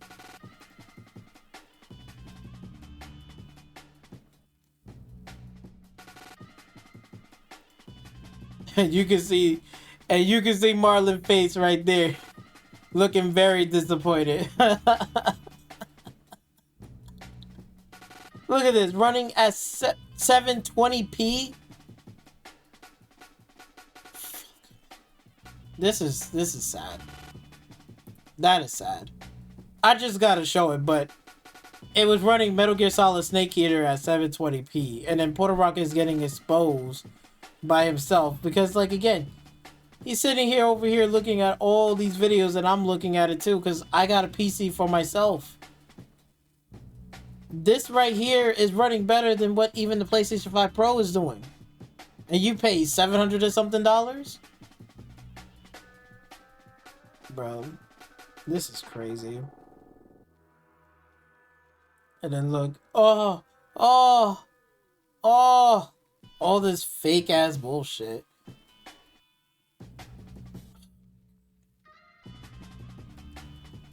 This is why I tell you, man. This is why the pony dust and how they're feeling right now. They're feeling really sad, really pathetic, and they pretty much know that the time is up, bro. They know that, again, Xbox is literally going to dominate next generation. They're going to dominate next generation. They already laying down the groundwork. Handheld is phase 1 right now. It's confirmed phase 2 is going to happen with the next gen consoles, and the possibility on it is crazy. We don't have to worry about, like mid-gen refresh. Look at this right here. Look at this. I take a listen to this shit. Take a listen to this shit. Like, listen to this. The test over here on the channel so far. This is the all-new GT Box G Dock. It's got an 800-watt power supply, it supports 600-watt GPUs, and right now I've actually got an RTX 5090 connected to the ROG Ally X. Obviously, it's overkill for a handheld, but this dock will work with mini PCs, laptops, and handhelds as long as it has USB 4, Thunderbolt 3, Thunderbolt 4, or Oculink. So we've got several different choices here, and with that 800-watt power supply, it's basically going to support any gaming GPU on the market right now.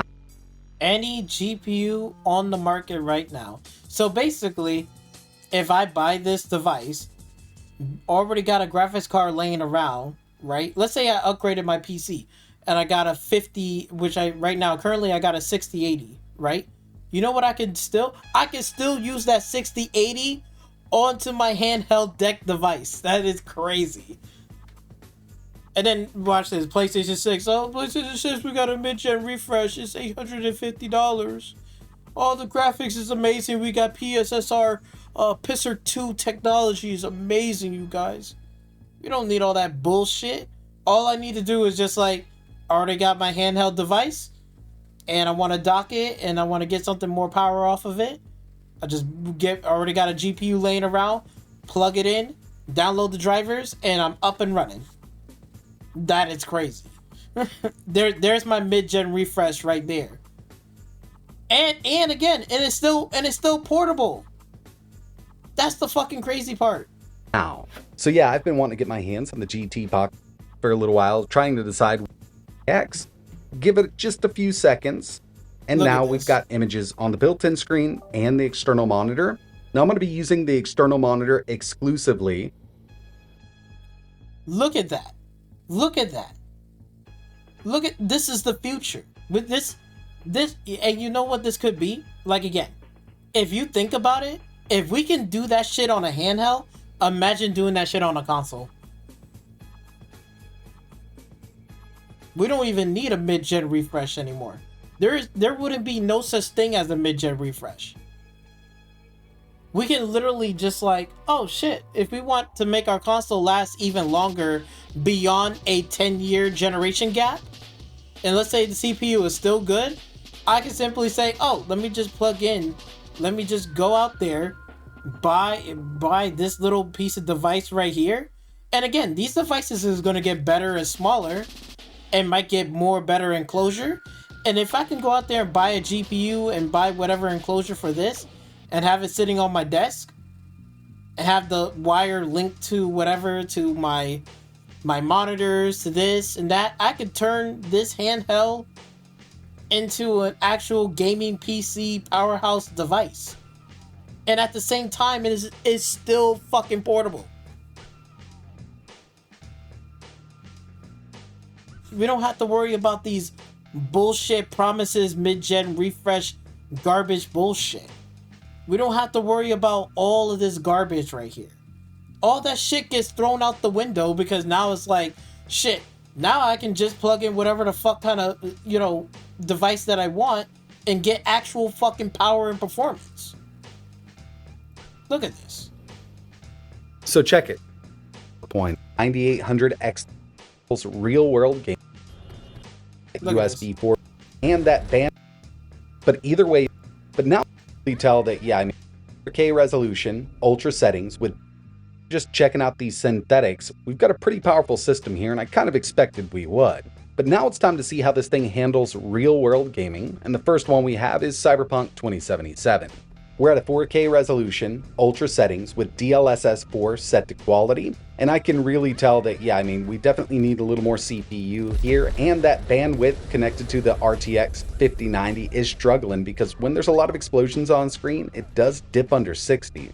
But there's a lot more that we can get out of this system. Plus, I wanted to check out some ray tracing with this whole setup here. So now we're at 4K ray tracing overdrive, and we're using NVIDIA's DLSS 4's multi-frame generation set to X4. So yeah, with an RTX 5090, I don't want to run frame generation if this was in a bigger PC, but since we're connected over that USB 4 connection, this is something that can really help out. And with ray tracing overdrive enabled, even on a 5090 with a super powerful CPU, no frame gen, these cards still struggle a bit. But with multi-frame gen on, connected to this ROG Ally X, you can see that we're anywhere from 180 up to 210 FPS with this game. And if you take a look at Afterburner, you can see that we're only pulling anywhere from 28 to 30 watts from the CPU itself. What? Bro, even if I wanted to turn down the settings to like medium instead of 4K, just put it at 1440p, turn on my ray tracing and shit, this shit will still look fucking amazing. And I'll get it play above 60 FPS. I don't need a mid-gen refresh. I don't need the people coming out here like, look, here's all the promises and stuff. Like, here's the ray tracing. We promise for optimization on the console, right? All of this fucking bullshit right here. Look at all the bullshit right here. Look. All the bullshit right here. Look at this. The super sampling, all optimization. I don't need all that bullshit. All I just need is just to buy this little piece of device right here. All I need to do is buy this piece of device, get whatever GPU that I want, plug this into my little handheld device. This right here, plug this in here. And I'm running what? I'm running 1440p with ray tracing? And it still is a portable device. This is more powerful than even the Nintendo Switch 2. And whatever the capabilities, what it can do. Shit, man. This is crazy, bro. I'm telling you. Just imagine this device, whatever graphics card you want to pick up, and put it on your console. Boy, the doors will be wide open. And not only that, right? Not only that, what it can do, right? The next thing it could do, remember this feature right here, the talking points? There's a place for snap mode on Xbox in 2024. Bro, there's we don't even need snap mode anymore. Now we can just run 2 applications at the same time. Imagine playing a Steam game and you can run whatever app, like again, the App Store. Now we can actually legitly run fucking apps. Imagine running OBS, right? Your music player, right? All of the like video editing, like CapCut. If you got CapCut and you're like, I need a video editor on my, console PC hybrid. That means I can actually record videos, OBS, on an actual Xbox console, legitly set it up, run it in the background, play my games, and then once I'm done recording and did all my stuff, I can edit on a legit fucking application because again, it's a PC console Windows device. So I can go on here and say, oh, let me go download, DaVinci Resolve or whatever, whatever, or CapCut. You can cut the video right then and there, render it, save it on the device, and save it on the console, and then you can upload it onto your fucking YouTube channel all in one console. Like legit apps, not no watered down apps. Like fully fledged legit apps. Not mobile apps, not the mobile version apps. These are actual Windows 11 application fully fledged apps that we can actually run on a fucking console hybrid. You know how fucking insane that is? You know how insane that is? You already know that it's gonna put it's going to put PlayStation so far behind, it's not even funny. And we're not even talking about mods yet. Imagine running mods on here. Mods on here. Running reshade.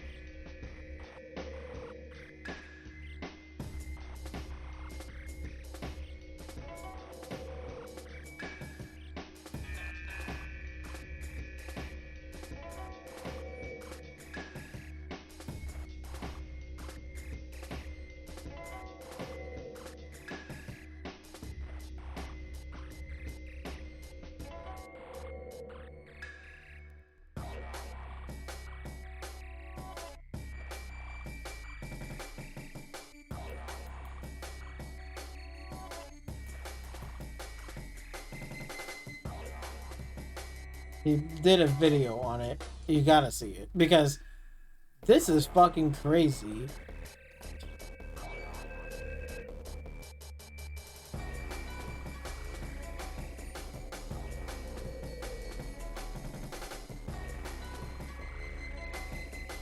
He was running like 40 games on here. This shit was crazy. Xbox ROG Ally.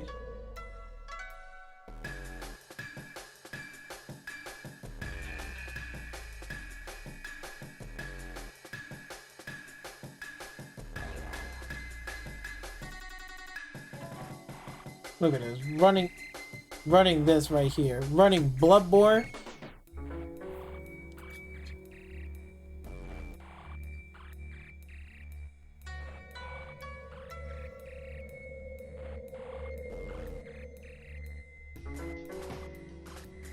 Able to run Bloodborne on the Xbox ROG Ally, and then the next console is going to be a PC hybrid.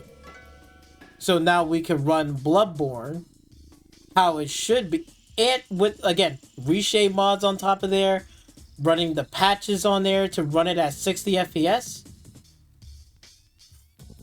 Bro, this put PlayStation and the next PlayStation console to shame. It really put those consoles to shame.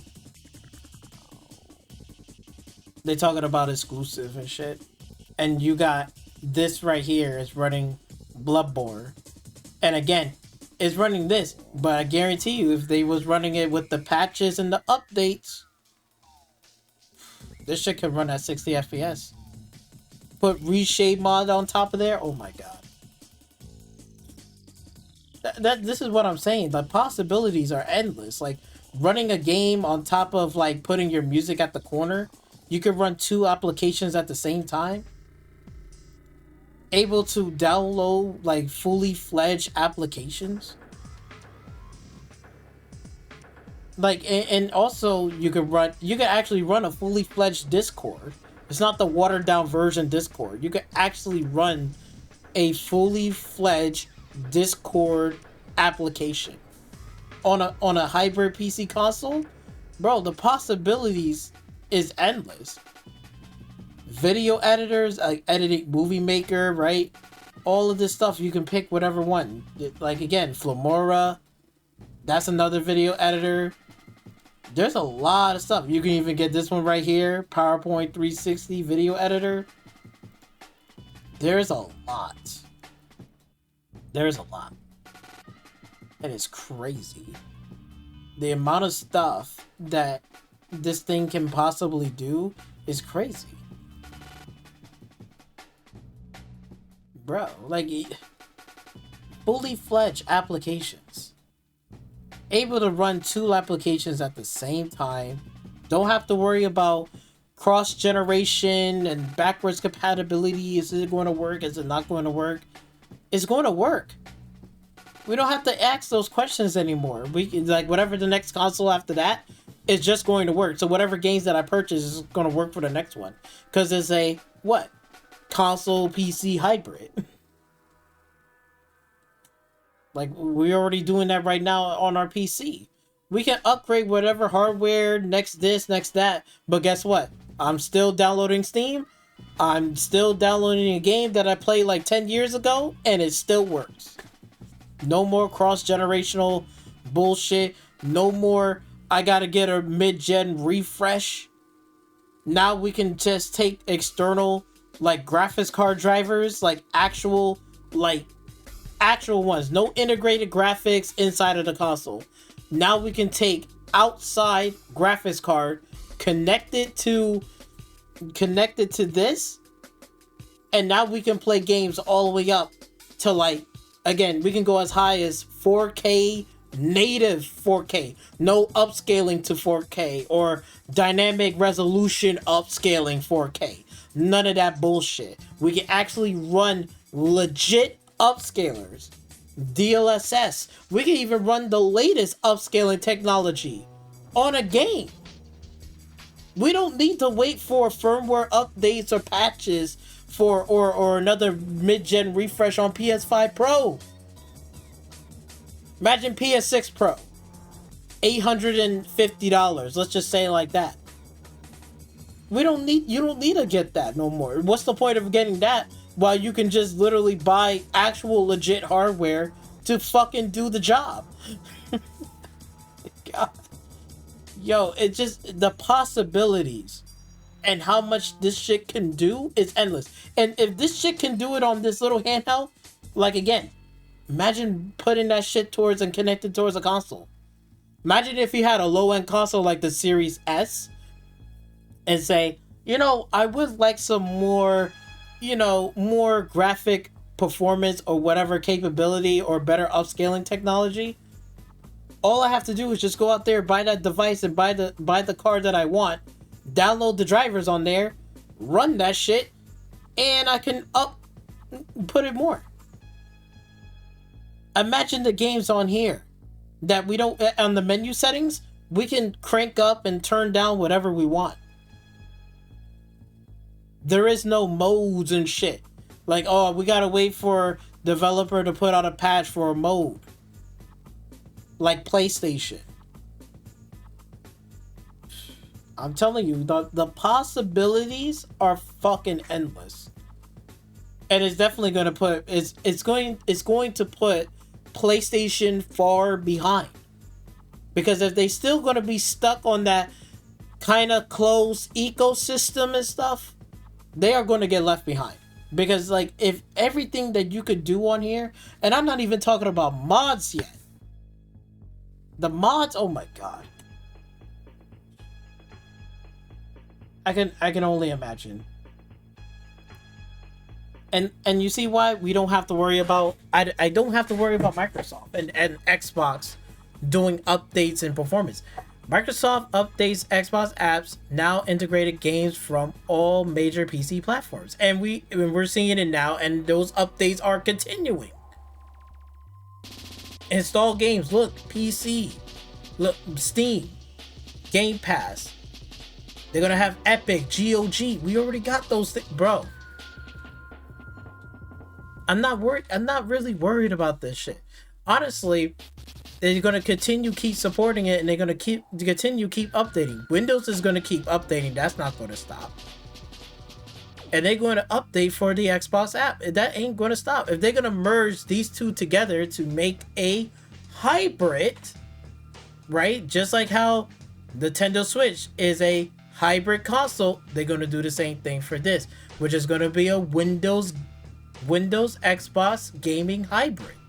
It's going to be a console and Windows together, and it's going to be a what? A hybrid console. That's what it's going to be. And like, again, the possibilities are fucking endless. And this is why, and look, I'm gonna say this again, right? Because like right here, because it's stating right here on Games Radar, exclusives are antiquated. Xbox president says, because everyone just is going to play Call of Duty, Minecraft, Roblox, Fortnite. That's why I'm telling you, exclusive does not matter anymore. Exclusives are irrelevant. Okay, I know I got a brother. I know I got my brother at the job, but unfortunately, he's not looking at the times now. He's still stuck in his little past. He's still living in the past. He's not living today in the future. He's not seeing what's going on right now. And like, again, I always say this, is either you're going to keep up with the times or you're going to get left behind. It's really that simple. The choice is yours. Right? But you can't sit here and argue about old things in the past and then you're already trying to do shit new right now. He has a Nintendo Switch, but guess what else he also has? He also has a Legion Go, which is a gaming handheld PC Windows device. And he's playing games and downloading games on there. So, you know, you can't really say, oh, I like physical stuff. Like, those days are long gone. It's either you get with the times or you're going to get left behind. It really is that simple. And I'm, for one, it's not going to get left behind. I'm with the times today. I'm buying my games on Steam. I still buy games on my Windows, so I've been buying games. I'm putting games, like, again, on here, Game Pass. I'm taking advantage, downloading games, playing it, all this great stuff. But like, again, Sarah, the CEO from Xbox, Sarah Bonds, she ain't wrong. She is not wrong. She's absolutely right. I think even Phil Spencer mentioned this long ago, and he was right too. Exclusive in this coming generation does not matter. Let's go back to that part, because she mentioned that shit towards the end. Give it all away. We're talking a lot about the hardware, devices, but you know, when we think about those pivotal gaming moments, like I mentioned Halo, or I remember playing Myst, you know, with my dad. Yeah. Oh my God, Myst was good. It was. Now you're really hitting the nostalgia. I'm really going dating for it. myself. Yeah.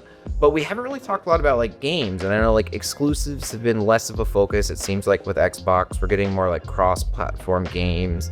Where do like big blockbuster, you know, exclusives fit into this, if at all, or is it kind of evolving past that place? We're really seeing people evolve way past that. Like, the biggest games in the world are available everywhere. Yeah. The biggest games in the world, which is evolving everywhere, and we're well past that. Well, she's absolutely right. She is 100% absolutely fucking right. The list is right here. We already can see down the list: Call of Duty, Minecraft, Roblox, Fortnite, and others. Yeah, we're seeing that. And here's the proof why exclusive does not matter. You want to know why? Take it away, Asmongo. Man, I can't believe that Sony dropped the ball Much on of this. is still work in progress, of course. Like Yep, Sony did drop the ball, which is Bloodborne, an exclusive that people have been asking for and begging for and willing to pay money. They are willing to spend $70, $80, $100 for Bloodborne to get remade or get it updated to 60 FPS with better visuals and quality. And Sony dropped the ball. Everybody would have bought this game. Your chosen build.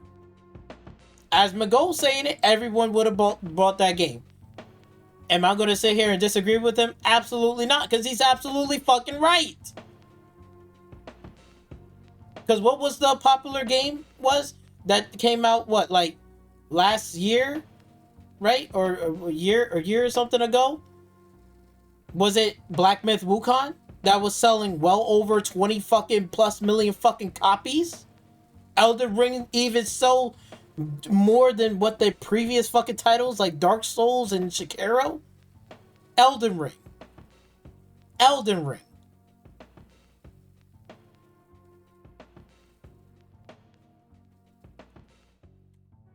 Here's PlayStation with the Sony exclusive that they have on their hands. Bloodborne. Are you going to do something with it? Absolutely not. Because they dropped the ball. This is why exclusives doesn't matter. You know why it doesn't matter? Because guess what? Now this is playable on the PC, right? And I just showed you a video of that shit.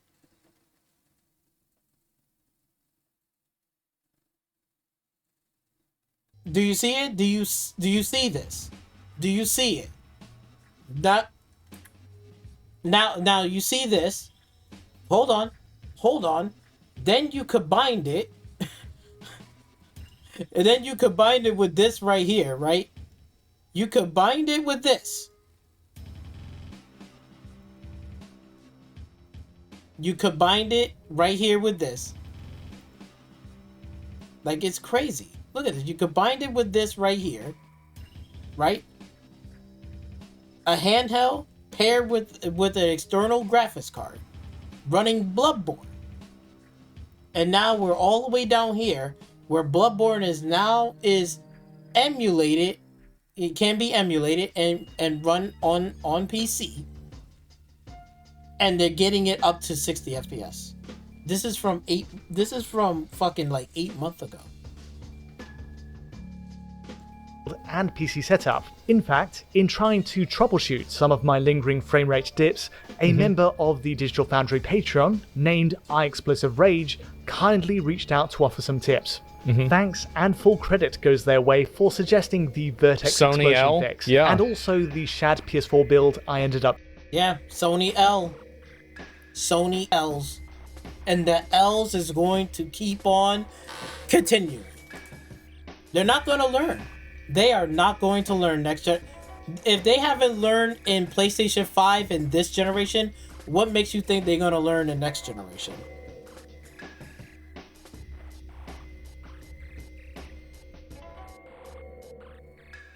That's why Sarah Bonds is basically saying, your exclusive is outdated.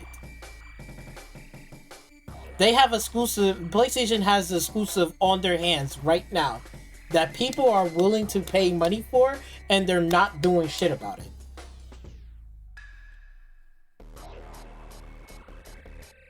And you want to know what makes it even more embarrassing? You know what makes it so more embarrassing? Look at these.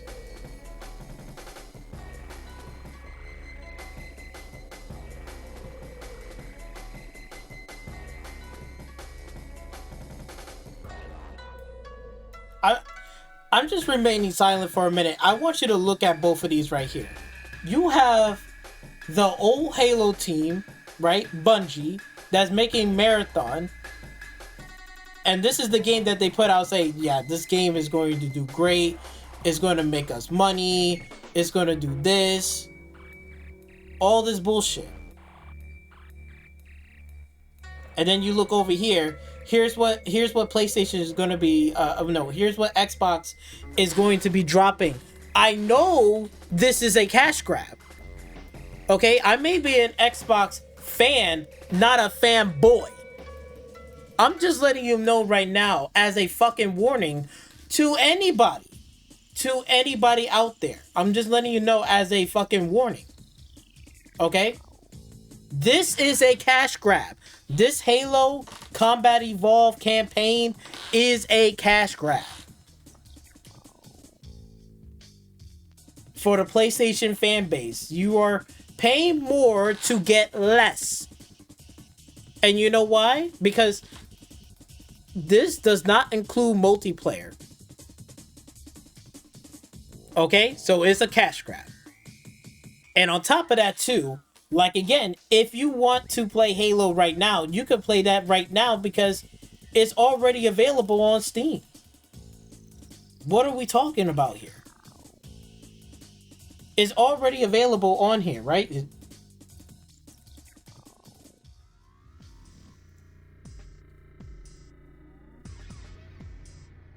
Halo's Master Chief Collection. Look at this. Look at this. Look at the bundles that you're getting in this Master Chief Collection. And all of them is like $10. And you're only paying $40. You're paying what? 40, 30 bucks? $40. So for $40 right here, you're getting all of this. Halo Master Chief Collection, Halo Reach, Halo Combat Evolve Anniversary. You're getting the Halo 2 Anniversary, Halo 3 Anniversary, Halo 3 ODST, and you're getting Halo 4. You're getting all of this Halo game right here, all in one package, and including with multiplayer and co-op experience. You're getting all that. You're getting all the story, the franchise where it starts. You got to start from Halo Reach, then go into Combat Evolve, then go into the Anniversary, then Halo 3, Halo ODST, and then Halo 4. Then, there's Halo 5, and then, Infinite. If you're a hardcore Halo fan. And it has the multiplayer and the campaign already there for you. And you could jump into any one of these multiplayers, whatever. It's not even bundled all together. If you want to jump into Halo 2 multiplayer, you can. You want to jump into Halo 3 multiplayer, you can. You want to jump into Halo 4 multiplayer, you can.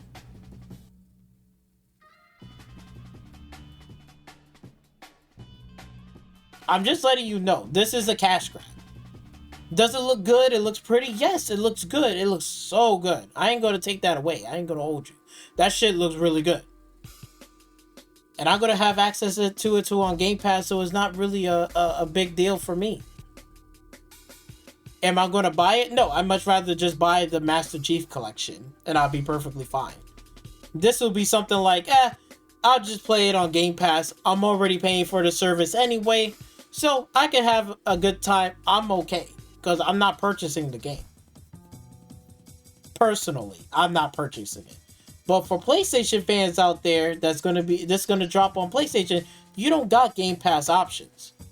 You don't got that. You don't got Sony saying, yeah, it's going to come to our PlayStation Plus. You ain't getting that shit. So if you're going to buy this game, just note to self that you're not going to get the multiplayer. Just note to self. And let me and then look at this side-by-side comparison. You got this right here that's trying to be a cash grab. You got this one being a cash grab. But then this one looks better than even this game Marathon. This is you think fans want to play Marathon over this? Get the fuck out of here. Get the fuck out of here. No, there is no fan out there that's gonna be like, yeah, I much rather play Marathon than that Halo Combat Evolve campaign. That campaign is garbage. Hell no. Hell no. This is embarrassing. They will if you have two of these games right in front of you, which one are you gonna play first? Marathon or Halo Combat Evolve? I'm pretty sure everybody should be getting Halo Combat Evolve. Cause this shit looks way better than anything else. Look at this. This is shameful. Look at this. The graphics, the combat. Look at this. This is crazy work. Look at this. This is crazy work. Look at this. I'm telling you, Sony has dropped the ball. Asmongold was right. Sony dropped the ball on this one. 1152p works well too. Man. I can't believe that Sony dropped the ball Much on of this. is still work in progress, Yep. of course. Like, and everybody results would have will bought depend this on your game. chosen build and Yep. PC setup. In True. fact, in trying to troubleshoot some of my lingering Everybody would have brought this game over Marathon.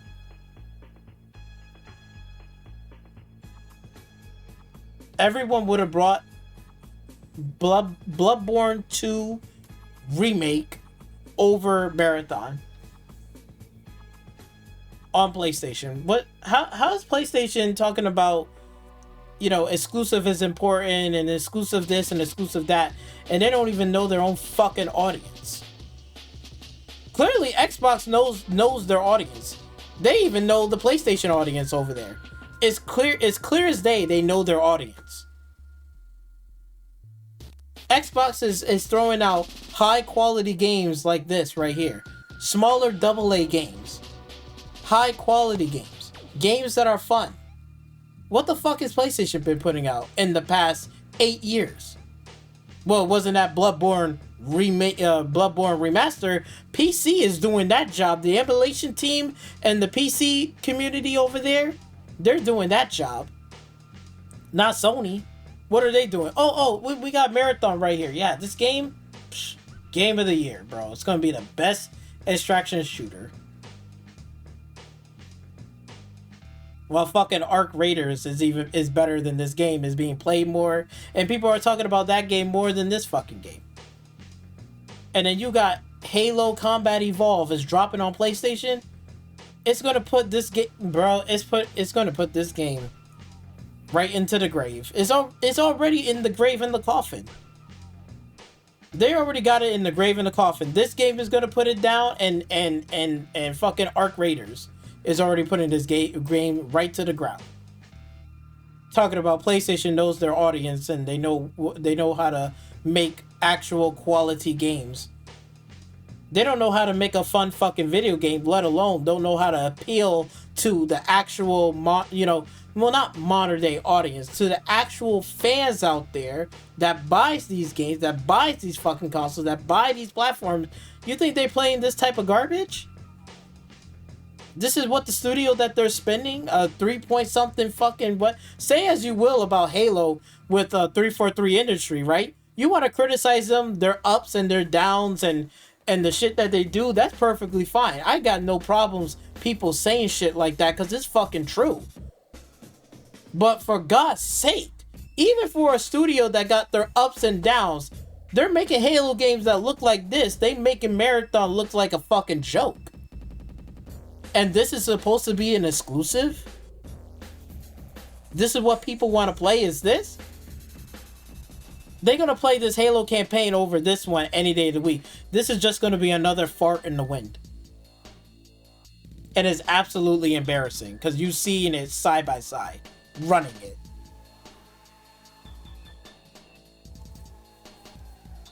frame rate dips, a member of the Digital Foundry Patreon, named iExplosiveRage, kindly reached out to offer some tips. Thanks and full credit goes their way for suggesting the Vertex Sony explosion L? fix, Yeah. and also the Shad PS4 build I ended up using. iExplosiveRage. They could have remastered Bloodborne and made the money back that they lost from Concord. Thank you, Asmongold. Yes. Yes, they fucking could. What? I have to go down here to the comments. I want you to read this shit, because this shit is funny. This shit is funny. Look at this. Sony, you willing to pay us $70 just to port Bloodborne to PC? Gamers, yes. Sony, you are okay buying Bloodborne again on PC without any remakes or remaster, or for brand new $70 at this point? Gamers, yes, just fucking port it onto PC, and we will pay you $70 again. Sony. Anyway, let's introduce our brand new quadruple A hero shooter modern audiences, Concord. And introducing Concord 2, which is right over here, which is Marathon. Look at this. It's gonna make Condorlian dollars. Meanwhile, here's Xbox say, oh yeah, we know PlayStation is doing you guys dirty. Let's just drop Halo Combat Evolve campaign over there. And then we'll sucker y'all motherfuckers and milk y'all asses. And we'll just make our money back. Because Sony is going to be losing a lot of money off of this from this Condorlian dollars.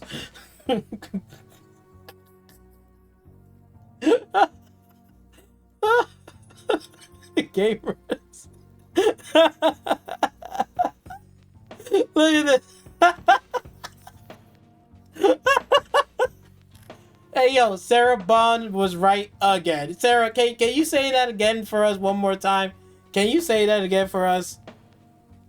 Being more like cross-platform games. Where do like big blockbuster, exclusives fit into this, if at all? Or is it kind of evolving past that place? We're really seeing people evolve way past that. Like, the biggest games in the world are available everywhere. Yeah. You look at Call of Duty, you look at Minecraft, you look at Fortnite, you look at Roblox. Like, that's actually what's really driving community in gaming. That's where people gather, they have experiences. And the idea of locking it to one store or one device is antiquated for most people. You want to be able to play with your friends anywhere, regardless of what they're on. And we're really leaning into that with this experience because it just opens up another way for you to play. As does cloud, as does PC, as does the consoles that we all own and have in our living room. Thank you so much. Ooh, fire! And she ain't fucking wrong about that, because it's true. Because guess what they're doing? Oh, they're laying down the groundwork. Wait, that sounds like PlayStation 4 a long time ago. What happened? What happened? They got Gaikai, the cloud screaming, right? Look, there's PlayStation TV. You could put it underneath the TV stand. You don't need to get a PlayStation 4 console to play games. Uh-huh. What happened to that now? What happened to that now? And look at this. Your exclusive is heading towards the PC, right? And what you just said? Oh, I gotta rewind that shit again because she was spitting some bars right there. She was spitting some bars. Kind of evolving past that place. We're really seeing people evolve way past that. Like, the biggest games in the world are available everywhere. Yeah. You look at Call of Duty. Absolutely true. You look at Minecraft, you look at Fortnite, you look at Roblox. Like, that's actually what's really driving community in gaming. That's where people gather, they have experiences. And the idea of locking it to one store or one device is antiquated for most people. And it is antiquated. And it is antiquated. For real. Because, like, again, exclusive doesn't matter at this point. Because, look, if they can't even get a Bloodborne game ported over, remake, and whatever for game, they are willing to pay. These people are willing to pay for this. And I guarantee you, even on the PlayStation 5 right now, they are willing to pay for Bloodborne remake for $70 again. They will pre-order it, they will buy it, and they will play the fuck out of it. And Sony's not even doing it. But Sony putting out these really great Condolian dollars. Look at this great gameplay over here. This is absolutely amazing, you guys. This is what's gonna drive people the fuck. Meanwhile, here's Xbox is just fucking dropping Halo Combat Evolve campaign, a game that came out 25 years ago. Like, oh, this hurts my feelings. I'm mad. Oh no, like I don't got access to all my Halo game. Oh wait, it's right here because I have access to Halo Master Chief Collection with all of the games right here, bundled for $40, and it has multiplayer on each and every one of those. What the fuck am I missing? Reach has multiplayer. This one has multiplayer. Halo 2 had multiplayer. Halo 3 had multiplayer. ODST has multiplayer. And Halo 4 had multiplayer. What the fuck am I missing? What am I crying about? Like, what is this? Oh, but your exclusive is on my PS5 and stuff, you know, like. Okay, and what PlayStation exclusives that you have right here? Oh, we got Marathon right here that you're getting your ass kicked by this game right here. And then Asmongold is saying right here, like, this is a fucking L. Could have made your money back from all the money that you fucking lost. And all those multiplayer games that they cancel. Oh wait, I forgot. Remember? Oh wait, I forgot to mention this. Let me go back for a minute. Don't you remember that whatchamacallit, The Last of Us Part 1 had, The Last of Us had multiplayer? Well, they took that out for The Last of Us Part 1, and they also didn't even add it in for The Last of Us Part 2. Because they was promised a game that was, it was Factions multiplayer. Where is Factions? Right? Where is that? Oh, wait, they canceled it. And now they say, oh no, play this garbage right here. Play our exclusive title garbage from PlayStation 5. It's gonna have PSSR, upscale. You think they want to play this trash? They're gonna play this game before they even play that game. They're not even gonna waste a dime off of this game. They're saying, bro, I got this right here. My God, this is a shame, and I'm calling it out that this shit is a cash grab. But hey, if those PlayStation little fanboys don't believe me, go right ahead and you buy it. Cause trust me, you ain't no better. You ain't no better, because guess what? All those people that says, oh, well, Xbox ain't got no games, they ain't got no exclusive and stuff, and you're buying it on another platform that basically that she said what again? Wait, what she said again? She said that shit is antiquated. Hold on, let me go back to this one. Yeah. What she said again?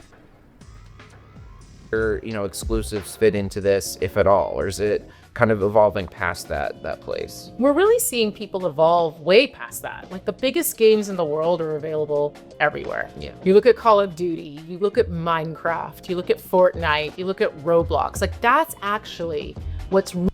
Oh, okay. And that's a lie? Well, let's look at the PlayStation storefront.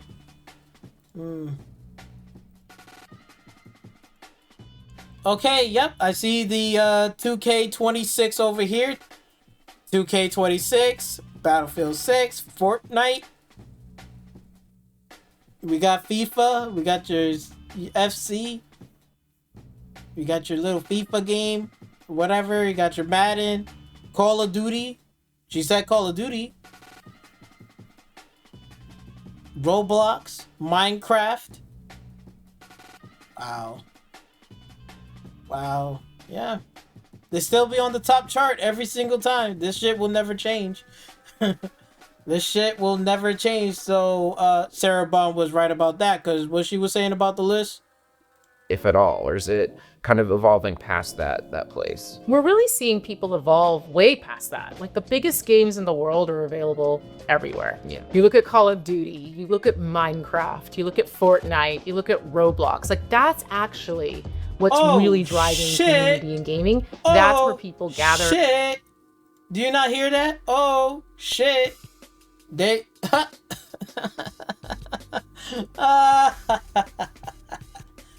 Oh my God! Look at this! Look at it! Poor little place. Look at PlayStation exclusive. Ghost of Yote. You know, and I give credit to Ghost of Yote. It's doing well, right? So far, it did great. Okay, so sales is doing great. It's doing well. All right, we'll see how it is. But you know what the funny part about this is? This feels like the Xbox One generation for PlayStation. Because you know why? Because it's a drought. It's a drought. Look at this one game that they drop. Look at all the games that look at what Xbox games drop. Black Ops 7 is going to be dropping, right? They already dropped Ninja Gaiden 4. They dropped Outer Worlds 2. And they just dropped what? Keeper? They dropped Keeper, which is a Double Fine game on Game Pass right now. Like, what the fuck? Xbox has PC cloud gaming. It's crazy. They dropped Keeper. Like, Xbox been dropping games, and they dropped, like, what, 2 handhelds? They dropped 2 handhelds, right? They dropped the Xbox ROG Ally X, knowing the high prices, still sold out. And they dropped the $600 one. The Xbox ROG Ally is only $600, which the one I have. So that is successful, and it's getting the praise. It's getting the praise that it deserves, and the respect. And they're telling me that it's not an Xbox, but yet it plays Xbox games and also PlayStation exclusive title games. And this is where she said, what again? She said, yeah, is antiquated, meaning that it's outdated. PlayStation fucking first party exclusive titles is outdated because they play in all of these games. Okay, so how are they going to combat that? They haven't even did this game justice. It's a Sony L. And this is Bloodborne. This is easy. Remake it, whatever, and put it on PlayStation 5, and boom, people will go out and buy it. Port it to PC and they'll buy it.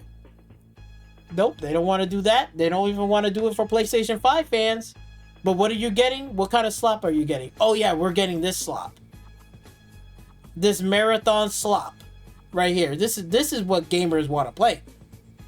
Oh my god, they want to play something like this. Not this. Oh, but this. But this looks 10 times better than this. This is more appealing to the audiences. This is not appealing to the massive audiences. Then when you go to the PlayStation Store, you know what game is gonna be kicking their ass?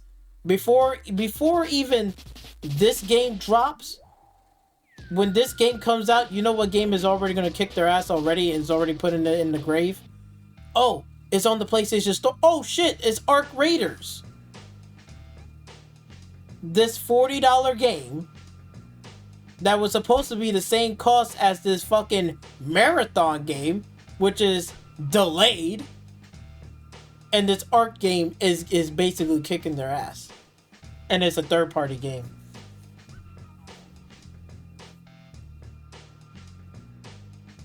Look at this. Poor little Ghost of Yote is surrounded by all of these games that they're getting their ass kicked. All of these third-party games that are kicking Ghost of Yote's ass, because this is one AAA first-party game. Remember when that interview that they said they're gonna put one AAA game out a year? So this is that one AAA game. This is it, Ghost of Yote. So we're not going to see another AAA game from Sony until next year, 2026. That's what we're doing? So that's what we're doing here? But meanwhile, wait. The console that is supposedly in last place doesn't have no games or no exclusive and all this stuff. But yet, I see all these Xbox titles like Call of Duty, Ninja Gaiden 4, which is backed it by Xbox and not by PlayStation. And they dropped it and they made it happen. And they're buying it. And even though it's $70, it's up here on the charts. Minecraft been up here for the longest time. It's only $20. And they just dropped Outer Worlds 2 early access. So people pay more money to get early access to Outer Worlds 2. It doesn't come out till the 29th. And it's already at the top chart right now.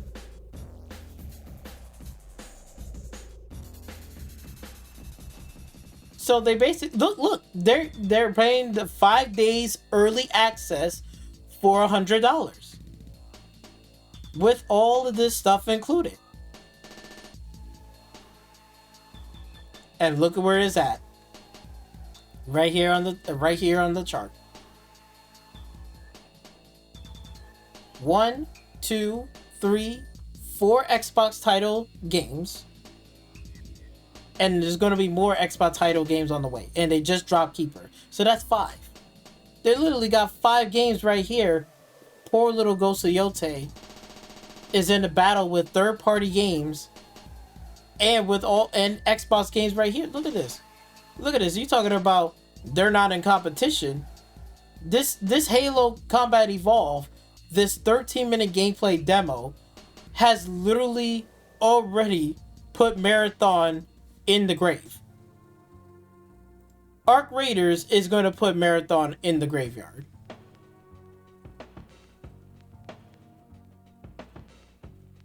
So we can all sit here and say that basically PlayStation, Sony exclusive, or any exclusive titles are irrelevant. Exclusive doesn't matter. It is irrelevant. Case in point, it has already been proven. Has already been proven. That your little exclusive don't mean shit in comparison to 2K26, Battlefield 6, Fortnite, FIFA, Madden, and Call of Duty. Poor little Yote right here, defending herself against with all of these third-party games that are way superior. And on top of that, you got Xbox games dropping more games than what PlayStation even dropping. But I thought PlayStation was the market leader. They're the market leader. They know their audiences. They said, yeah, we know their audiences. We're going to put out this Marathon trash-ass game. They'll eat up this slop. Oh, but Bloodborne? Nah, they don't give a fuck about Bloodborne. Bloodborne, that PlayStation exclusive from PlayStation 4, nobody cares about that game. That game is old. It's an old game. Nobody cares. Nobody cares, right? Right? Nobody cares. Well, that's funny. Well, it seems like people did care. Because it's running on the Xbox ROG Ally X. I guarantee you I can even run it on my shit. I'm playing your fucking exclusive on here. Already. So what does it matter? It's going to be what? A console PC hybrid. Ain't I just pointed that out? A handheld console PC console portable. It basically is a PC console hybrid. We already seen it. It's already happening. And we already seen it. It's already confirmed.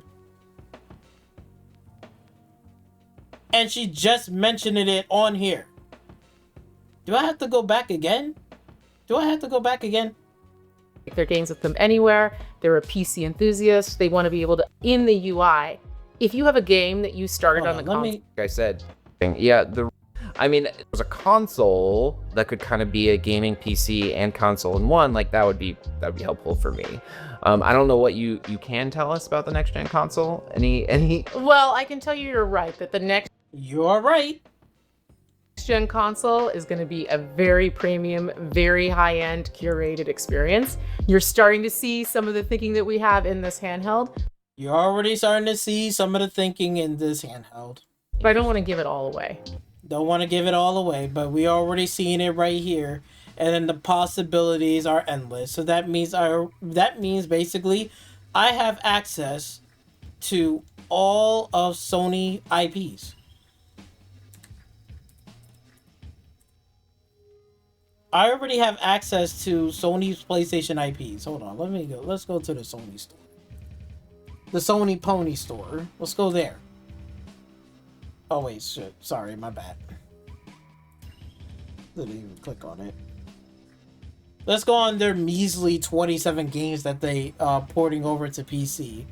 So basically, I got access to Stellar Blade, Ghost of Tsushima, The Last of Us Part 2 Remaster, Helldivers 2, PC version, not the console version, and Lost Soul Aside, right? Spider-Man 2, Lego Horizon Adventure, Horizon Zero Dawn, Until Dawn, God of War Ragnarok, Ghost of Tsushima Director's Cut, Horizon Forbidden West Complete Edition, Horizon Helldivers 2, Ratchet & Clank Rift Apart, Last of Us Part 1, Returnal, Spider-Man Miles Morales, Sackboy Big Adventure, Uncharted Legacy Thieves Collection, Spider-Man 1 Remastered, God of War, Days Gone, and the first Helldivers, and everybody gone to the Rapture, and this one, but they pulled this out the storefront because now you have to upgrade towards there. You know how it is. That's how Sony does.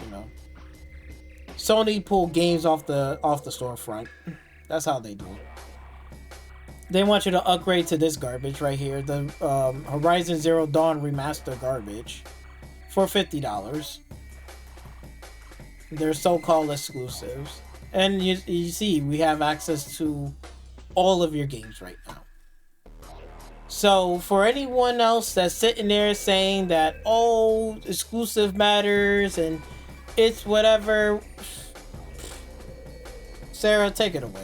Like with Xbox, we're getting more like cross-platform games. Where do like big blockbuster, exclusives fit into this, if at all? Or is it kind of evolving past that place? We're really seeing people evolve way past that. Like the biggest games in the world are available everywhere. Yeah. You look at Call of Duty, you look at Minecraft, you look at Fortnite, you look at Roblox. Like that's actually what's really driving community in gaming. That's where people gather, they have experiences. And the idea of locking it to one store or one device is antiquated for most people. You want to be able to play with your friends anywhere, regardless of what they're on. And we're really leaning into that with this experience because it just opens up another way for you to play. As does cloud, as does PC, as does the consoles that we all own and have in our living room. Thank you so much for joining Mashable in the studio. This has been the highlight of my week. I was so excited we got. Thank you. Okay, I appreciate it. Look at that. Look at that. See?